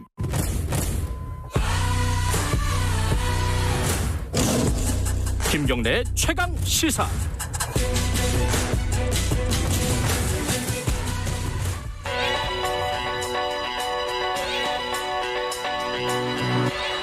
최강 시사 윤태곤의 눈. 네, 윤태곤의 눈, 윤태곤 실장 나와 계십니다. 안녕하세요. 네, 안녕하세요. 통합당 요새 분위기 좋죠? 예, 제 질문 많이 받아요. 정치권 인사들이나 기자들한테 네. 통합당이 왜 오를까요? 제가 이제 그렇게 진짜 왜 올라요? 청와대하고 여당이 떨어지니까. 그거는 네, 그러니까 여야의 지지율은 무조건 반비례 관계입니다. 이건 철의 법칙이에요. 예컨대 네. 지금 미국 대선 11월인데 앞두고 여러 여론조사들이 많은데 바이든 민주당 후보 지지율이 상당히 앞서는 편이에요. 그렇죠. 대체적으로 볼 때. 바이든 좋아서 바이든 지지한다는 사람은 거의 없어요. 그래요? 미국 사람은 아니지만은 트럼프 싫다 그런 사람들이 많죠. 네. 그거죠. 근데 그것만 있는 건 아니지 않을까요? 그러니까 이제 여당이 마음에 안 들어도 야당이 더 마음에 안 들면 그 여당 지지율이 오르는 거죠. 아까 진성준 의원도 이제 박근혜 전 대통령 뭐 사면 그에 대한 강하게 이제 질타를 하시던데 요즘 통합당을 보면요, 특별히 뭘 잘하는 것보다는 잘못하는 게 확실히 줄었습니다. 오호. 네. 반사 이익을 얻을 수 있는 역량을 회복하고 있다. 그러니까 물이 막 철철 넘쳐도 그릇이 구멍이 뚫려 있으면 물이 다 새지 않습니까? 반사 이익을 못 받잖아요. 근데 이제 구멍을 막거나 그 구멍이 작아진 걸로 보인다는 거죠.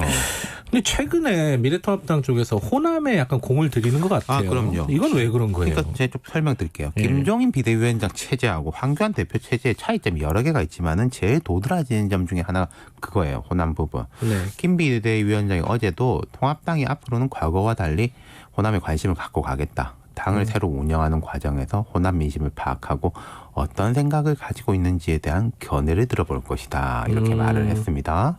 네. 뭐 최근에 구례에 갔다 왔고요. 그러니까요. 다른 지역도 갔다 왔었는데 요새 통합당이 또 수해 복구해서 비주얼이 좋아요. 아, 열심히 일하는 듯한 그러니까 모습. 이게 사진을 보면은 정말 이분들 열심히 하고 있네. 막 이런 느낌. 사진 중요해. 예. 그러니까 그저께죠. 당초에 일정이 없었는데 김 위원장이 오전 비대위 회의에서 구례로 가자. 섬진강 요새 또 뭐 4대강 이렇게 하고 또 겹치는 이야기도 많은 지역이지 않습니까? 그래서 긴급 제안해서 갔다 왔고, 그리고 어제도 당 중앙재해대책위원장 맡고 있는 정희용 의원 포함해서 유상범, 전주회, 조두진 등 초선 의원들하고 보좌진들이 구례를 가서 이제 봉사활동하고 왔고요. 김 위원장이 감이 좋군요. 그렇죠. 예, 반응들이 실제로 괜찮죠. 그러니까 생각해 보시죠. 열심히 하고 우리 잘못했는데 앞으로 열심히 잘해주겠습니다. 싫어하는 사람이 어디 있겠습니까? 네. 실제로 여론조사 기관 리얼미터가 이제 어제 발표한 당 지지율을 보면은 광주 전라 지역에서 통합당 지지율은 18.7%, 전주보다 6.0%포인트 올랐습니다. 지난 3일부터 7일까지 YTN 의뢰로 진행된 것이고 자세한 사항은 중앙선거 여론조사 심의 홈페이지에 있는데 꽤 올랐다는 거죠? 그렇죠. 많이 올랐죠. 그리고 오늘 19일에 광주 5.18 묘지에 김종인 위원장하고 주호영 원내대표가 참배하고 광주 호남 지역 경제인들 및 5.18 단체하고 면담합니다. 뭐 특별히 이벤트가 있는 게 아닌데 가는 거죠? 지금 그 당헌 당규하고 당명 개정하는 거 있지 않습니까? 이거 사실 거의 다 된 걸로 알아요. 근데 수혜 때문에 요 발표를 좀 미뤄놨거든요. 그 당헌 당규 부분에 5.18 부분하고 이걸 이제 명확하게 넣겠다라는 거, 그거하고 이제 맞물리는 건데 작년에 황교안 대표가 이제 5.18 갔다가 좀 막 안 좋은 일 많이 당했잖아요. 뭐 욕도 먹고, 뭐 그랬는데 이번에는 분위기가 달라 보이죠. 어떤 효과가 있을까요? 정치적으로 보면은. 그러니까 뭐 이런다고 해가지고 그럼 뭐 호남이 통합당 찍겠냐 이런 식의 질문들도 있어요. 그렇죠, 그렇죠. 예컨대 호남에 어떤 국회의원 선거가 있다고 해가지고 통합당이 민주당 이기고 이런 거 쉽지 않을 겁니다. 옛날에 이정현 전 의원의 사례가 있지만 정말 그건 개인기하고 피땀으로 돌파한 거고요. 그리고 당분간은 뭐 그렇고 어차피 또 총선도 2022년 가야 있는 것이고 2024년에 있네요. 대선이 2022년. 그렇죠, 그렇죠. 한참 남았죠. 내년 재보선은 서울, 부산이고 그럼 왜 이러냐? 일단 호남에 공을 들이면 수도권에 반응 나옵니다. 그래요? 그건 또 왜 그런 거예요? 호남 출신 수도권 거주민들. 그 통합당이 제일 약한 곳들이 그 지역 출신으로 보면 그쪽이고 또 서울의 지역으로 보면 호남 출신들이 많이 사는 곳에 약하거든요. 거기서 반응이 나올 거예요. 그리고 대선 등 기준으로 보면은 호남에서 한 표 나오나 다른 데서 한 표 나오나 다 똑같은 표예요. 그리고 호남에서 통합당의 한 표는 민주당 한 표를 가져오는 셈이니까 의미가 더 크죠. 그렇군요. 그리고 하나 더 중요한 포인트는요. 정치에서 중요한 게 나에 대한 지지자를 만드는 것도 중요한데 반대자를 줄이는 것, 반대 강도를 낮추는 것이 매우 중요합니다. 그러니까 예컨대 호남에서 통합당은 절대로 안 된다. 뭐 다른 지역의 일가 친척들한테도 찍지 말라고 전화하고 이런 분위기인 것하고 딱히 내가 지지하진 않지만은 그래 뭐 통합당이 된다고 해가지고 뭐 별일이야 있겠어? 이런 반응이 나온 거하고는 완전히 다르다는 거예요. 그리고 이게 당장에 요 포석이 보면은 그러니까 결국은 뭐 짧게는 내년 재보선 서울 특히 그 뒤로는 대선 총선까지 본 포석이다 이렇게 보이는 것이고 이 드라이브가 가능한 것도 결국은 이제 김종인 효과가 있는 거예요. 김종인 위원장 출신이 그쪽이죠? 그 조부 가인 김병로 선생이 전북의 대표적 인물이고 김 위원장도 원적지가 전북이고 지금 통합당 초선급을 보면은 조수진 의원이 전주, 김웅 의원이 순천, 지금 요즘 이제 존재감 높은 초선들이지 않습니까? 지역구는 서울이지만은 그렇죠. 그리고 이 김종인, 조수진, 김웅 이런 사람들을 보면요. 보수 정당이니까 보수인다긴 한데 과거 뭐 5.18의 원죄라든지 호남에 대한 막말이라든지 이런 논란에선 자유로운 인물들이에요. 그렇죠. 대체적으로. 그리고 김 위원장은 민주당 대표도 지내지 않습니까? 그렇죠. 그러니까 이제 익숙하고 거부감이 작은 인물이다. 이 호남 드라이브를 걸 수 있는 것도. 어쨌든 이게 분위기가 이렇다면은 민주당 입장에서는 바라보는 시각이 조금. 그렇죠. 민주당도 우리가 지금 허를 찔렸다. 우리가 지금 정신없는 사이에 여러모로 통합당이 이렇게 훅 치고 들어온다. 이러는 거니까 이제 위기감들이 위기감보다는 경각심들이 조금씩 생기는 것 같고 그리고 민주당에서 이렇게 봐야 될 거예요. 통합당이 호남에 공을 들인다는 것 자체가 시야가 넓어졌다. 여유가 생겼다. 옛날엔 급하면은 좀 뭐 대구 경북 달려가고 서문시장 가가지고 뭐 사회주의 정권 심판합시다 이랬는데 이제는 그거에도 탈피했다는 거죠. 이런 부분에 대해 가지고는 물론 이제 야당이 잘 서야지 여당도 잘 서고 경각심이 생겨가지고 서로 잘하기 경쟁을 하는 쪽으로 가면은 좋은 것이고 여당 입장에서도 뭐 이걸 폄하할 일이 아니라 받아 안고 우리가 부족했습니다. 우리도 더 잘하겠습니다. 이런 식 경쟁이 가면은 호남분들이 좋아할 거예요. 그런 시각으로 보면 이번에 뭐 추경이라든가 만약에 진행이 된다면 크게 무리 없이 진행될 가능성이 높겠네요. 추경도 먼저 치고 들어왔지 않습니까? 네. 야당에서. 네. 네. 아까 조사 개요 다시 한번 말씀드려야 될 것 같습니다. 네. 8월 3일부터 8월 7일까지 전국 18세 이상 유권자 2,520명 대상으로 유무선 전화 방식으로 실시를 했고 응답률은 4.5%, 표본 오차는 95% 신뢰 수준에서 플러스 마이너스 2.0%포인트입니다. 이게 리얼미터 조사였고요. 방통 심의기관이라서 이렇게 말씀을 드려야 합니다. 저희들이. 자, 여기까지 듣겠습니다. 고맙습니다. 윤태곤의 눈이었습니다. 김경래 최강시사 2분 여기까지고요. 3부에서는요. 지금은 을밀대 원전 노동자의 실태, 이게 좀 낯선 부분이죠. 좀 자세히 얘기를 나눠보도록 하겠습니다. 수해 현장도 연결을 할 겁니다. 자, 일부 지역국에서는 해당 방송 보내드립니다.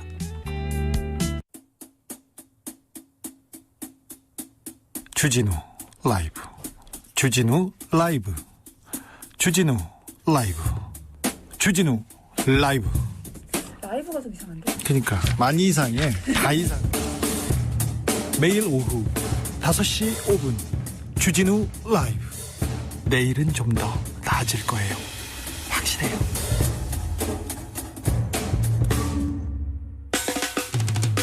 오태훈의 시사본부. 오태훈의 시사본부. 오태훈의 시사본부. 오태훈의 시사본부. 오태훈의 시사본부. 오태훈의 시사본부. 평일 낮 12시 20분 KBS 44기 성우들과 함께 듣는 오태훈의 시사본부. 점심 먹고 시사 한입. 지금 시각은 8시 30분입니다. KBS.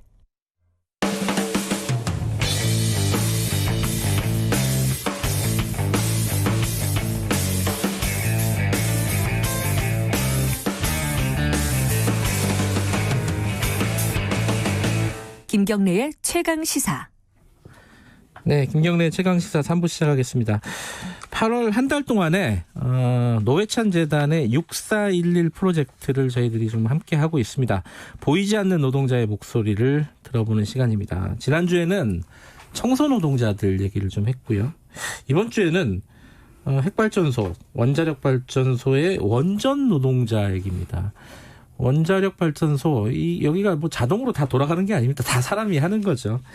이 원전 노동자들은 어떤 위험에 처해 있고 어떤 처우를 받고 있고 어떤 문제가 있는지 이게 좀 청취자 여러분들에게 좀 낯선 부분일 수 있는데 이 얘기를 좀 해야 될 필요가 있을 것 같습니다. 오늘 두 분 모셨습니다. 한 분은 원전 노동자의 실태를 연구를 하신 분입니다. 강원주 부산 에너지 정의 행동 활동가. 안녕하세요. 네, 안녕하세요. 네, 부산에서 오셨나요? 네, 어젯밤에 왔습니다. 감사합니다. 그리고 실제로 원전에서 일을 하고 계신 분입니다. 박상희 방사선 안전관리노조 위원장 나와 계십니다. 안녕하세요. 예, 반갑습니다. 예.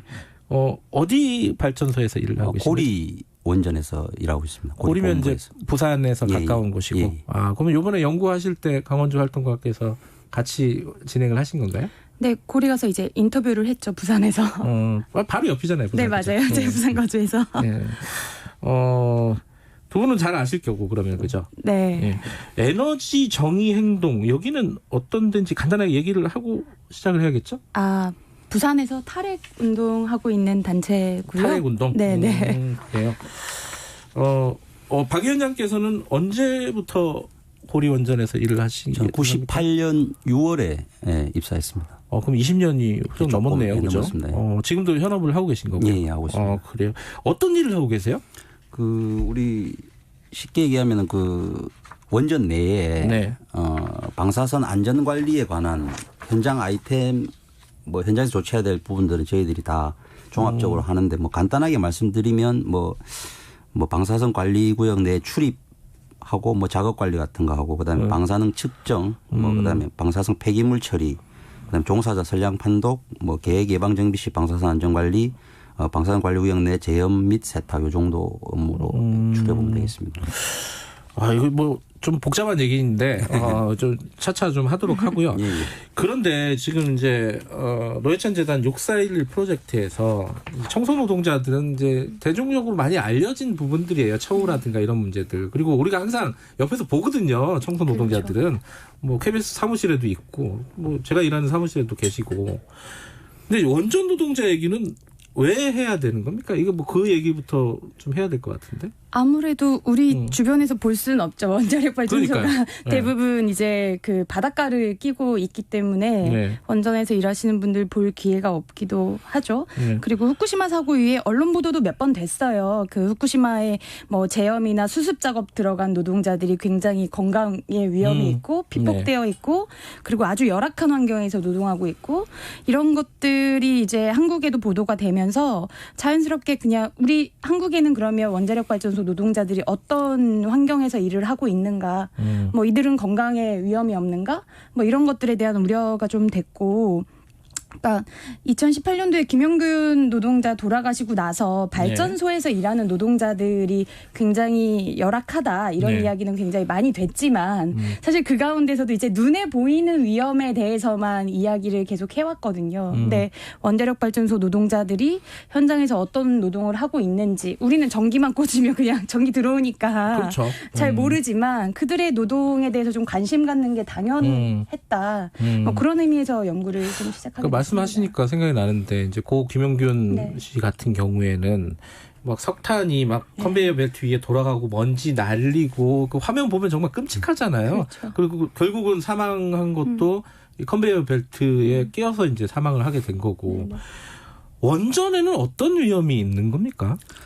뭐 말 그대로 뭐 이제 그 화력발전소는 이제 연료를 석탄을 쓰기 때문에 그렇죠. 그런 분진에 대한 어떤 그런 좀 열악한 환경이지만 저 원자력 발전소 같은 경우에는 이제 원자력 이제 핵연료를 쓰니까 그러다 보니까 이제 방사능에 대한 방사선에 대한 어떤 그런 피폭을 저희들은 이제 감수를 하고 수반될 수밖에 없고 왜냐하면 그 현장에서 하는 어떤 행동들이나 아이템들은 다 이제 협력업체들이 다 하고 있거든요. 그다음에 한수원 지원들 같은 게 다 한 명 한 명 개개인이 다 감독자들이다 보니까 뭐 그 사람들이 작업 오다를 내리면 저희들은 현장에 조치를 해야 되는데 이게 방사선은 이제 오감으로 체크가 안 되니까 피폭을 저희들이 받아도 뭐 진짜 사고 시에 뭐 후쿠시마처럼 그런 뭐 사고 시에 받는 상당한 많은 양의 피폭이 아니고 저희들이 지금 이걸 받았을 때 어떤 지금 당장 뭐 이상이 없다 보니까 느낄 수가 없죠. 근데 이제 어쨌든 피폭은 되는 거고 뭐 어떻게 보면 뭐 저도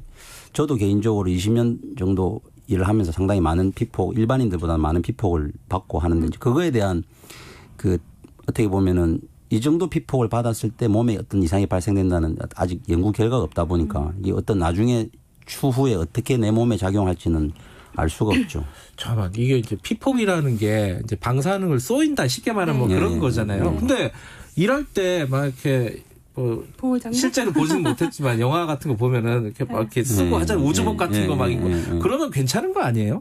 아니죠. 이제 그렇지 않아요? 그거는 이제 입자가 이렇게 이 피부나 이 사람 인체에 묻는 걸 방지하는 거고 방사선은 엑스레이처럼 우리 감마 레이가 우리 몸을 투과하는 거기 때문에 그걸 입어도 투과가 되는 거예요? 그럼요. 아 그래요?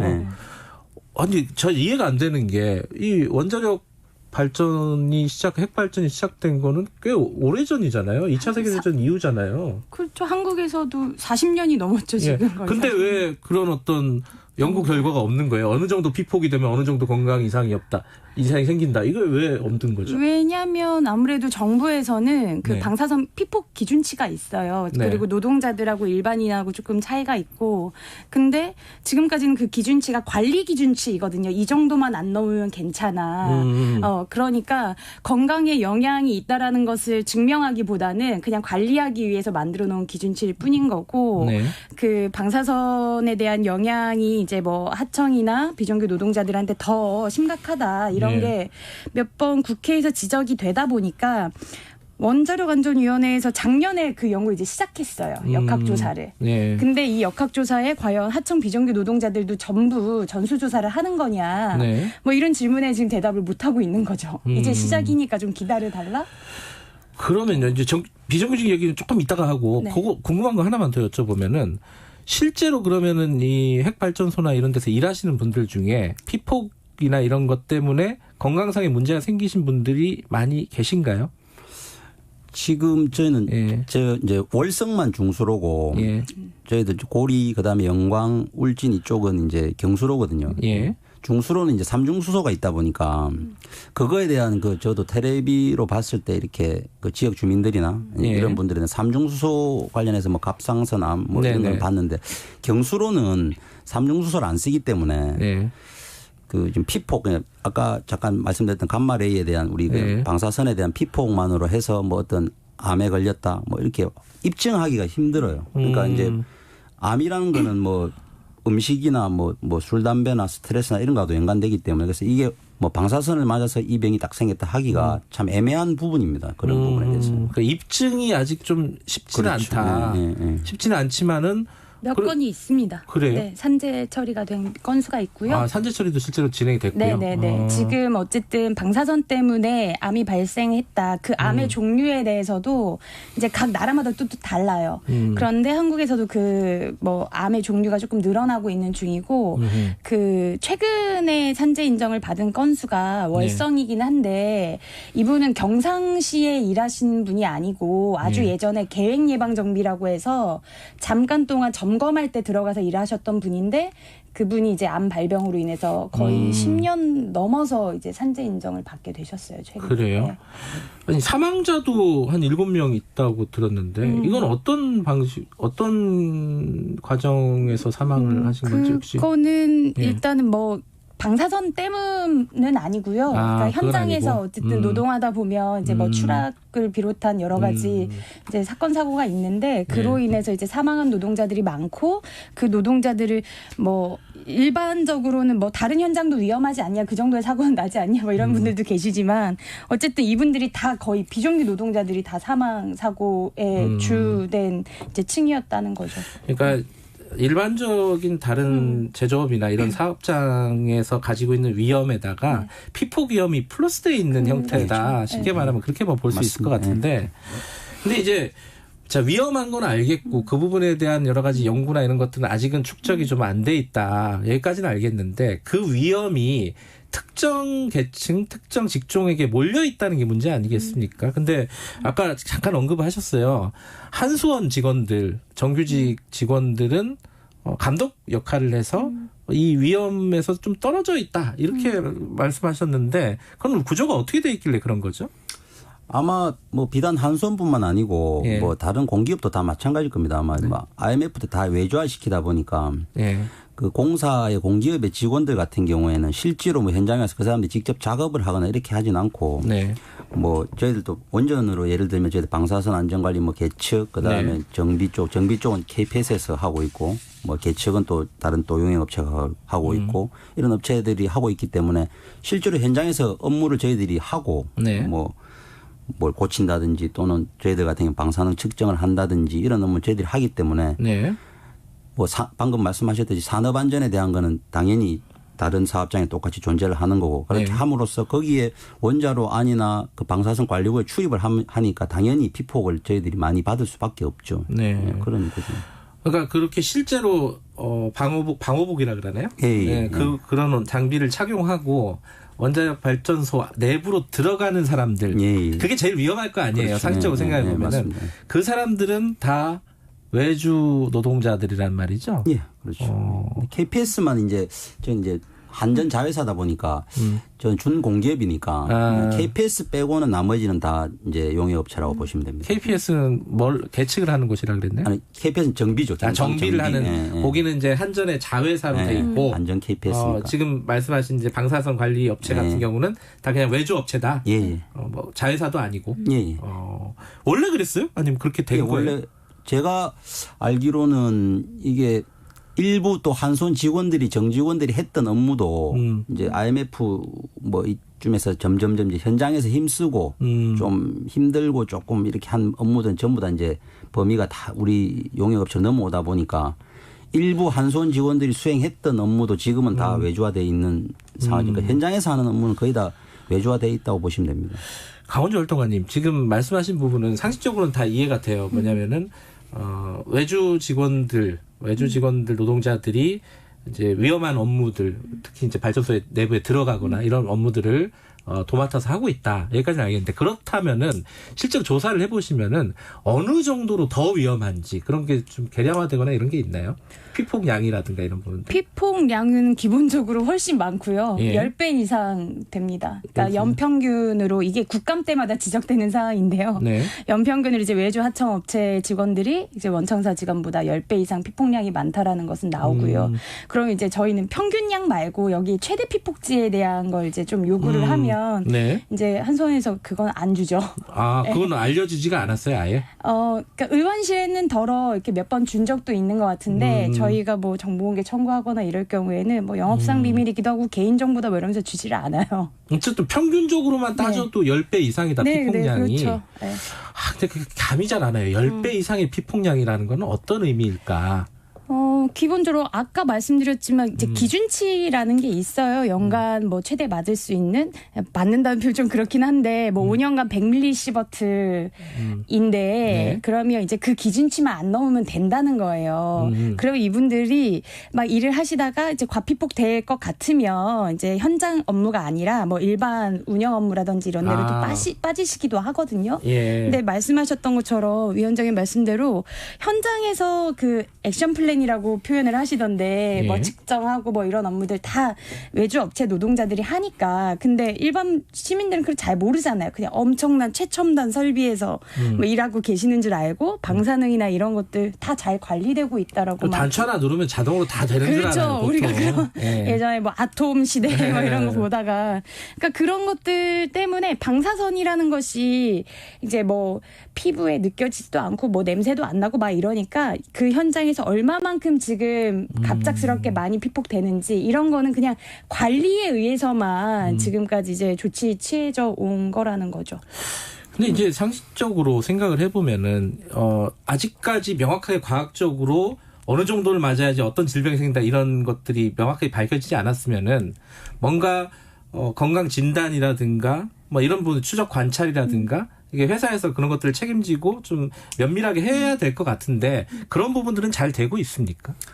그러니까 지금 그 방사선 피폭에 대한 영향을 두 가지로 나누는데 네. 결정론적 영향이 있고 확률론적 영향이 있거든요. 결정론적 그 영향이 뭔가 하면 네. 쉽게 말씀드리면 얼마를 맞았을 때 뭐 예를 들어서 뭐 우리 눈이 안 보인다거나 제일 뭐 우리 생식기 네. 쪽에 이제 뭐 계멸이 되고 그다음에 이제 뭐 우리 눈이 안 보인다든지 그다음에 이제 이렇게 되는 게 그거는 상당히 높은 양이에요. 그러니까 네. 단위를 말씀드리면 지금 뭐 일반 청취자분들이 모르실 것 같아서 상당히 그러니까 우리 뭐 30W, 뭐 70W, 뭐 치사설량 그런 거는 정해져 있어요. 근데 이제 지금 방금 강원주 활동가가 네. 말씀하셨듯이 그거를 다 해서 5년 동안 100mS가 넘지 않으면 몸에는 큰 당장 뭐 이렇게 방사선 때문에 뭐가 이상이 생기지 않는다. 네. 그래서 이제 그거를 이제 뭐 국제적으로 공고하는 게 이제 5년간 100mS 이하, 실질적으로 1년에 20mS 미만으로만 피폭이 되면 문제가 없다. 이제 그 수준에서 그냥 관리만 하는 거죠, 그냥. 아마 뭐 우리나라뿐만 아니고 다른 나라에서 다 그렇게 하지 않고 있겠나. 근데 뭐 저설량에 대한 연구가 많지 않긴 하는데 저설량으로 이렇게 피폭되는 거. 근데 외국에서는 저설량 피폭에 의한 뭐 건강 영향에 이제 문제가 있다. 그래서 이것에 대해서 추적 관찰들을 하는 곳들이 있어요. 근데 우리나라 그걸 안 한 거예요, 지금까지. 뭐 지역 주민들이든 뭐 노동자들이든 그리고 뭐 건강 검진이나 이런 것 부분들도 일상적으로 차별이 있었던 거죠. 그러니까 원청사 직원들은 1년에 뭐 그런 보편적인 건강검진 우리가 받듯이 그런 것도 받지만 이제 방사선에 의한 건강 영향에 대한 건강검진도 그래도 주기적으로 잘 해온 편이었고 하청업체 같은 경우는 최근에서야 그런 걸 받기 시작한 거거든요. 네, 후쿠시마 사고 나고 막 이렇게 하도 이제 방사선 무섭다 막 이렇게 나오니까 그리고 국감에서 계속 지적이 되니까 그 이후에서야 이제 건강검진도 조금 받게 되는 상황이 된 거죠. 그러니까 그 전에는 그러니까 후쿠시마 그 사태 전에는 여기에 대한 관심 자체가 그렇게 높지 않았군요. 이게 안전 문제나 이런 부분에 대해서. 그렇죠. 이게 좀 원전은 좀 특수성이 있다 보니까 사회적으로 이슈도 안 되고 뭐 이렇게 하다 후쿠시마 사태 터지고 뭐 영화 판도라가 또 네. 상당히 그 영향이 많은 게 판도라 다 비정규 노동자들이죠. 나고 나니까 뭐 친구들이나 지인 모임에서도 안 위험하나 뭐 이러면서 막 물어보더라고요. 근데 그전에는 뭐 우리가 무슨 일을 하는지 뭐 그런 거에 대한 일반 국민들이 궁금해 하시는 분들도 없고. 근데 얘기를 듣다 보니까 이 외주 노동자들, 하청업체 노동자들에게 그 위험이 집중된다. 자, 그러면은 그 위험한 업무를 직접 고용을 하면은 이제 관리가 훨씬 더 엄밀하게 이루어지잖아요. 직접 고용을 해달라고 요구를 많이 하셨을 것 같다는 생각이 드는데. 뭐 지금 이슈가 됐던 거는 이제 문재인 정부가 이제 그 2012년 5월 9일 날 당선되고 12일 날 인천국제공항 이렇게 방문해서 뭐 대통령이 비정규직 제로 시대로 만들겠다 하면서 이제 근데 좀 3일 만에 그렇게 해버리는 바람에 제가 고용노동부도 많이 찾아갔었는데 그 나름 거기 뭐 사무관들도 대통령이 그렇게 먼저 딱 이렇게 준비 과정 없이 제가 봤을 때는 이 비정규직 문제가 원전뿐만 아니고 사회 전반적으로 IMF에 너무 많이 외주화됐던 것 같아요. 그런데 이거를 갖다가 정규직으로 전환하는 데 있어서 상당히 사회적으로 시끄러운 문제가 많을 건데 이거를 좀 가이드라인을 잘 준비를 해서 6개월이든 1년이든 이렇게 해서 했어야 되는데 가이드라인 자체도 너무 졸속으로 하다 보니까 그 공기업별로 알아서 자율적으로 해라 이런 식으로 나와 있어요. 주요 내용이 보면. 그래서 원전 노동자들은 어때요? 그럼 들어가 있어요? 그러니까 생명 안전과 관련된 거 그다음에 또 뭐가 또 여기 있는가 하면은 원전 관련된 거는 다 뭐 직고용하겠다 뭐 그런 것도 있었는데 정책에 대통령 그 공약집에 있었는데 그게 하나도 안 지켜지고 지금 지켜지지 않았다. 네, 그래서 지금 저희들도 그 국회도 국감 때도 찾아다니고 했는데 2019년 3월 달에 또 저희들 국회 다시 가서 토론회 하면서 늦어도 2019년 연말까지는 원전 업무 외주 금지에 대해서 그 업무 분야를 그 우리 원래는 원안법에 다 돼 있거든요. 지금 아까 제가 말씀드렸던 몇 가지 업무에 대해서는 직고용을 해라. 원래는 사업자가 하게끔 법에 돼 있어요. 원전 사업자가 발전 사업자가 하게끔 돼 있는데 예외상을 하나 이렇게 두고 있어요. 뭐 부득이한 경우에는 뭐 발전 사업자 직접 하지 아니해야 된다. 그건 말 그대로 예외사항이지 법이 없는 게 그것만 삭제해 주면 되는데 그거 예외사항 하나로 해서 지금 저희들 외주화하고 있는 건데 실제로 저희들은 지금 어떻게 보면 원전이 지금 고리 1호기 같은 경우는 폐로가 들어갔습니다. 그런데 폐로는 발전을 안 한다는 게 그게 폐로고 이게 방사선 관리구역에 있는 모든 뭐 방사능을 내는 물질들이 완전히 방사능 관리구역이나 방사선 관리구역 이런 게 완전히 풀이가 될 때까지 가장 마지막에 현장에서 나와야 될 직종이 저희 직종이거든요. 근데 이게 이제 저희들이 뭐 드럼도 만들고 하는데 이런 업무를 갖다가 저희도 3년짜리 용역이다 보니까 실제로 또 저임금이다 보니까는 뭐 일하다가 또 다른 직장 막 구하면 나가버려요. 그런데 이게 계속 추적 관리가 돼야 되는데 이 직종을 과연 이제 정규직 전환 안 하면 도대체 무슨 직종을 정규직 전환하는 건지. 그 정규직 전환 안 되는 이유가 뭐예요, 활동가님? 아무래도 이제 한수원에서 일하시던 분들 퇴직하시고 자회사가 아니라 하청업체 사장들로도 많이 가시고.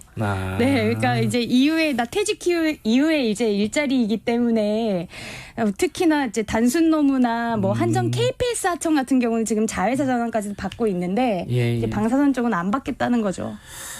그게 또 핵피아, 뭐 원자력 마피아, 뭐 이런 거와 또 연관이 있군요. 그렇죠. 이게 시정이 안 된 이유가.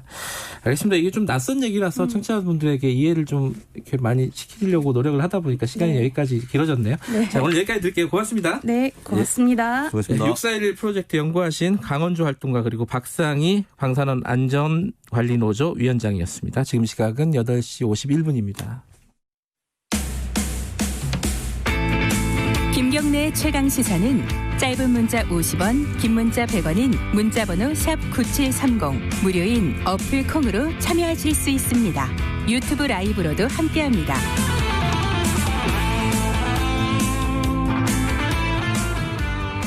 네, 김경래 최강시사 듣고 계십니다.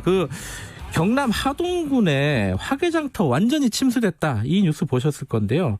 이 와중에 주민들을 목숨을 걸고 구하셔가지고 화제가 되신 분이 있습니다. 이 굉장히 위급한 상황이었는데 어떻게 이런 마음을 먹으셨는지 한번 좀 얘기를 좀 들어볼게요. 수해 현장에서 구조 활동을 펼친 하동 화계면의 이병기 선생님 잠깐 연결하겠습니다. 선생님 나와 계시죠? 네, 안녕하세요. 예, 언제였죠, 그게? 지난 금요일 8월 7일이었죠. 아, 금요일 날. 아니, 이게 사진을 보니까 일단 물이 거의 한 사람 키 높이? 한 가슴 높이까지는 온 것 같더라고요. 그죠? 그때는 금요일 초반이었고요. 예. 이제 토요일 새벽 넘어가면서부터 한 2.5m, 3m까지 올라왔죠. 그러면 이제 그때 이제 사람들이 대피를 하는 와중에 선생님께서 네네. 주민들을 구조를 하신 거잖아요. 말하자면은. 네네. 그게 보트예요? 가지고 가신 게? 네, 저 낚시를 좋아해가지고 개인 보트를 하나 가지고 있었습니다. 근데 보트라고 하기엔 좀 되게 작더라고요, 그죠? 네네네. 어쨌든 그 보트 원래 몇 명 타는 거예요? 원래 3인 타는 겁니다. 근데 사진 보니까 굉장히 많이 탔던데, 그죠? 몇 명이었어요? 네, 물이 차오르는 상황이어서 위험해가지고 예. 많이 태웠습니다. 몇 명 탔습니까? 그때 5명 탔었었죠. 선생님까지 포함해서? 네네네. 그럼 4명을 구조를 하신 거네요? 지인분 1명이랑 같이 가가지고 예. 2명씩 실어날랐죠. 3명씩. 계속 한 번만 하신 게 아니라? 네, 왔다 갔다 했죠, 여러분. 그렇군요. 저는 사진으로 봐가지고 한 번인 줄 알았어요. 네네. 그럼 몇십 명을 구하신 거네요? 네, 그렇죠. 10명이 좀 넘죠. 개도 구하셨더라고요. 네, 강아지도 있더라고요. 네. 아니, 무섭지 않으셨어요? 이게 당장 내 몸 하나 건사하기가 힘든 상황이잖아요. 네네. 두렵지 않으셨습니까? 아니요, 저희 동네다 보니까 제가 지리도 잘 알고, 물이 차면 어디까지 차는지도 잘 알고 있고, 예. 그래가지고 무서운 건 별로 없었습니다. 그래요? 네네. 원래 수영 잘 하세요? 수영은 여기서부터 잘 안 와가지고, 수영은 자신이 있습니다. 그래도 이게 보통 일이 아닌데, 원래 네네. 직업은 뭐세요? 저 집배원 하고 있습니다. 그러세요? 네네. 원래 뭘 나르는 직업을 하고 계시군요. 그러네요. 주민분들 굉장히 고마워하시죠? 같이 타고 나오신 분들. 네, 그렇게 말씀하시죠. 뭐라고 하십니까? 고맙다고, 이렇게 도와줘서 고맙다고 말씀하시죠. 어려운 일인데. 예. 근데 지금 그게 목숨을 걸고 구하시고 사람들이 나온 건 다행인데 그 뒤에가 더 문제예요, 지금. 복구 상황은 어떻습니까, 지금 현장이? 지금 복구 오늘로 4일째인데요. 예. 민간군 여러 봉사자분들이 오셔가지고 여러 고생해주고 계시고요. 네. 현재 저 인근에 있는 구례 지역은 장마로 인해 재난지역으로 지정됐다고 하는데 네. 아직 하동군 화계면 이 지역은 아직 재난지역으로 지정이 못 되고 있어요. 그래요? 네네. 이거 빨리 재난지역으로 지정이 돼서 빨리 복구가 됐으면 좋겠습니다. 주민들 입장에서 일단 재난지역으로 지정되는 게 중요하고 네네. 자원봉사자분들도 많이 오십니까? 어떻습니까? 네. 엄청 많이 오십니다. 그래요? 네네. 고마운 일이네요. 그죠? 네, 고맙죠. 선생님은 비 피해 안 당하셨어요? 개인적으로는? 다행히 집 2층이라서 비 피해는 없었습니다. 집이 2층이시구나. 네네. 예. 어쨌든 그 어려운 상황에서 이렇게 사람들을 구하기 위해서 이렇게 목숨을 거셨다. 제가 대신 다시 한번 감사드리는 말씀을 드리겠습니다. 예. 그리고 그 마을 주민들에게 한 말씀 해주시죠. 라디오 듣고 계신 분들에게 힘내시라고. 수해분 상황에도 용기 잃지 마시고 복구 빨리 됐으면 좋겠습니다. 힘내세요, 여러분. 감사드립니다. 출근하시는 거예요, 그러면은 지금? 예, 출근해 있습니다, 지금. 지금 출근해 계셔요, 벌써? 네네. 벌써 일상생활을 하시는군요. 네. 어쨌든 대단하십니다. 아무 일도 아닌 것처럼 말씀하시지만 고맙습니다. 네, 하동 화계면에 주민들을 구출을 하신 이병기 선생님, 집배원 하신다는 분입니다. 잠깐 연결해봤습니다. 이런 뉴스 들으면 기분 되게 좋죠. 이병기 선생님 말고도 목숨 걸고 다른 동료들, 주민들 구하신 분들 굉장히 많습니다. 그런 어떤 문자도 계속 보내주고 계시네요. 8월 12일 수요일 김경래의 최강시사 오늘 여기까지 하겠습니다. 저는 뉴스타파 기자 김경래였고요. 내일 아침 7시 20분에 다시 돌아오겠습니다.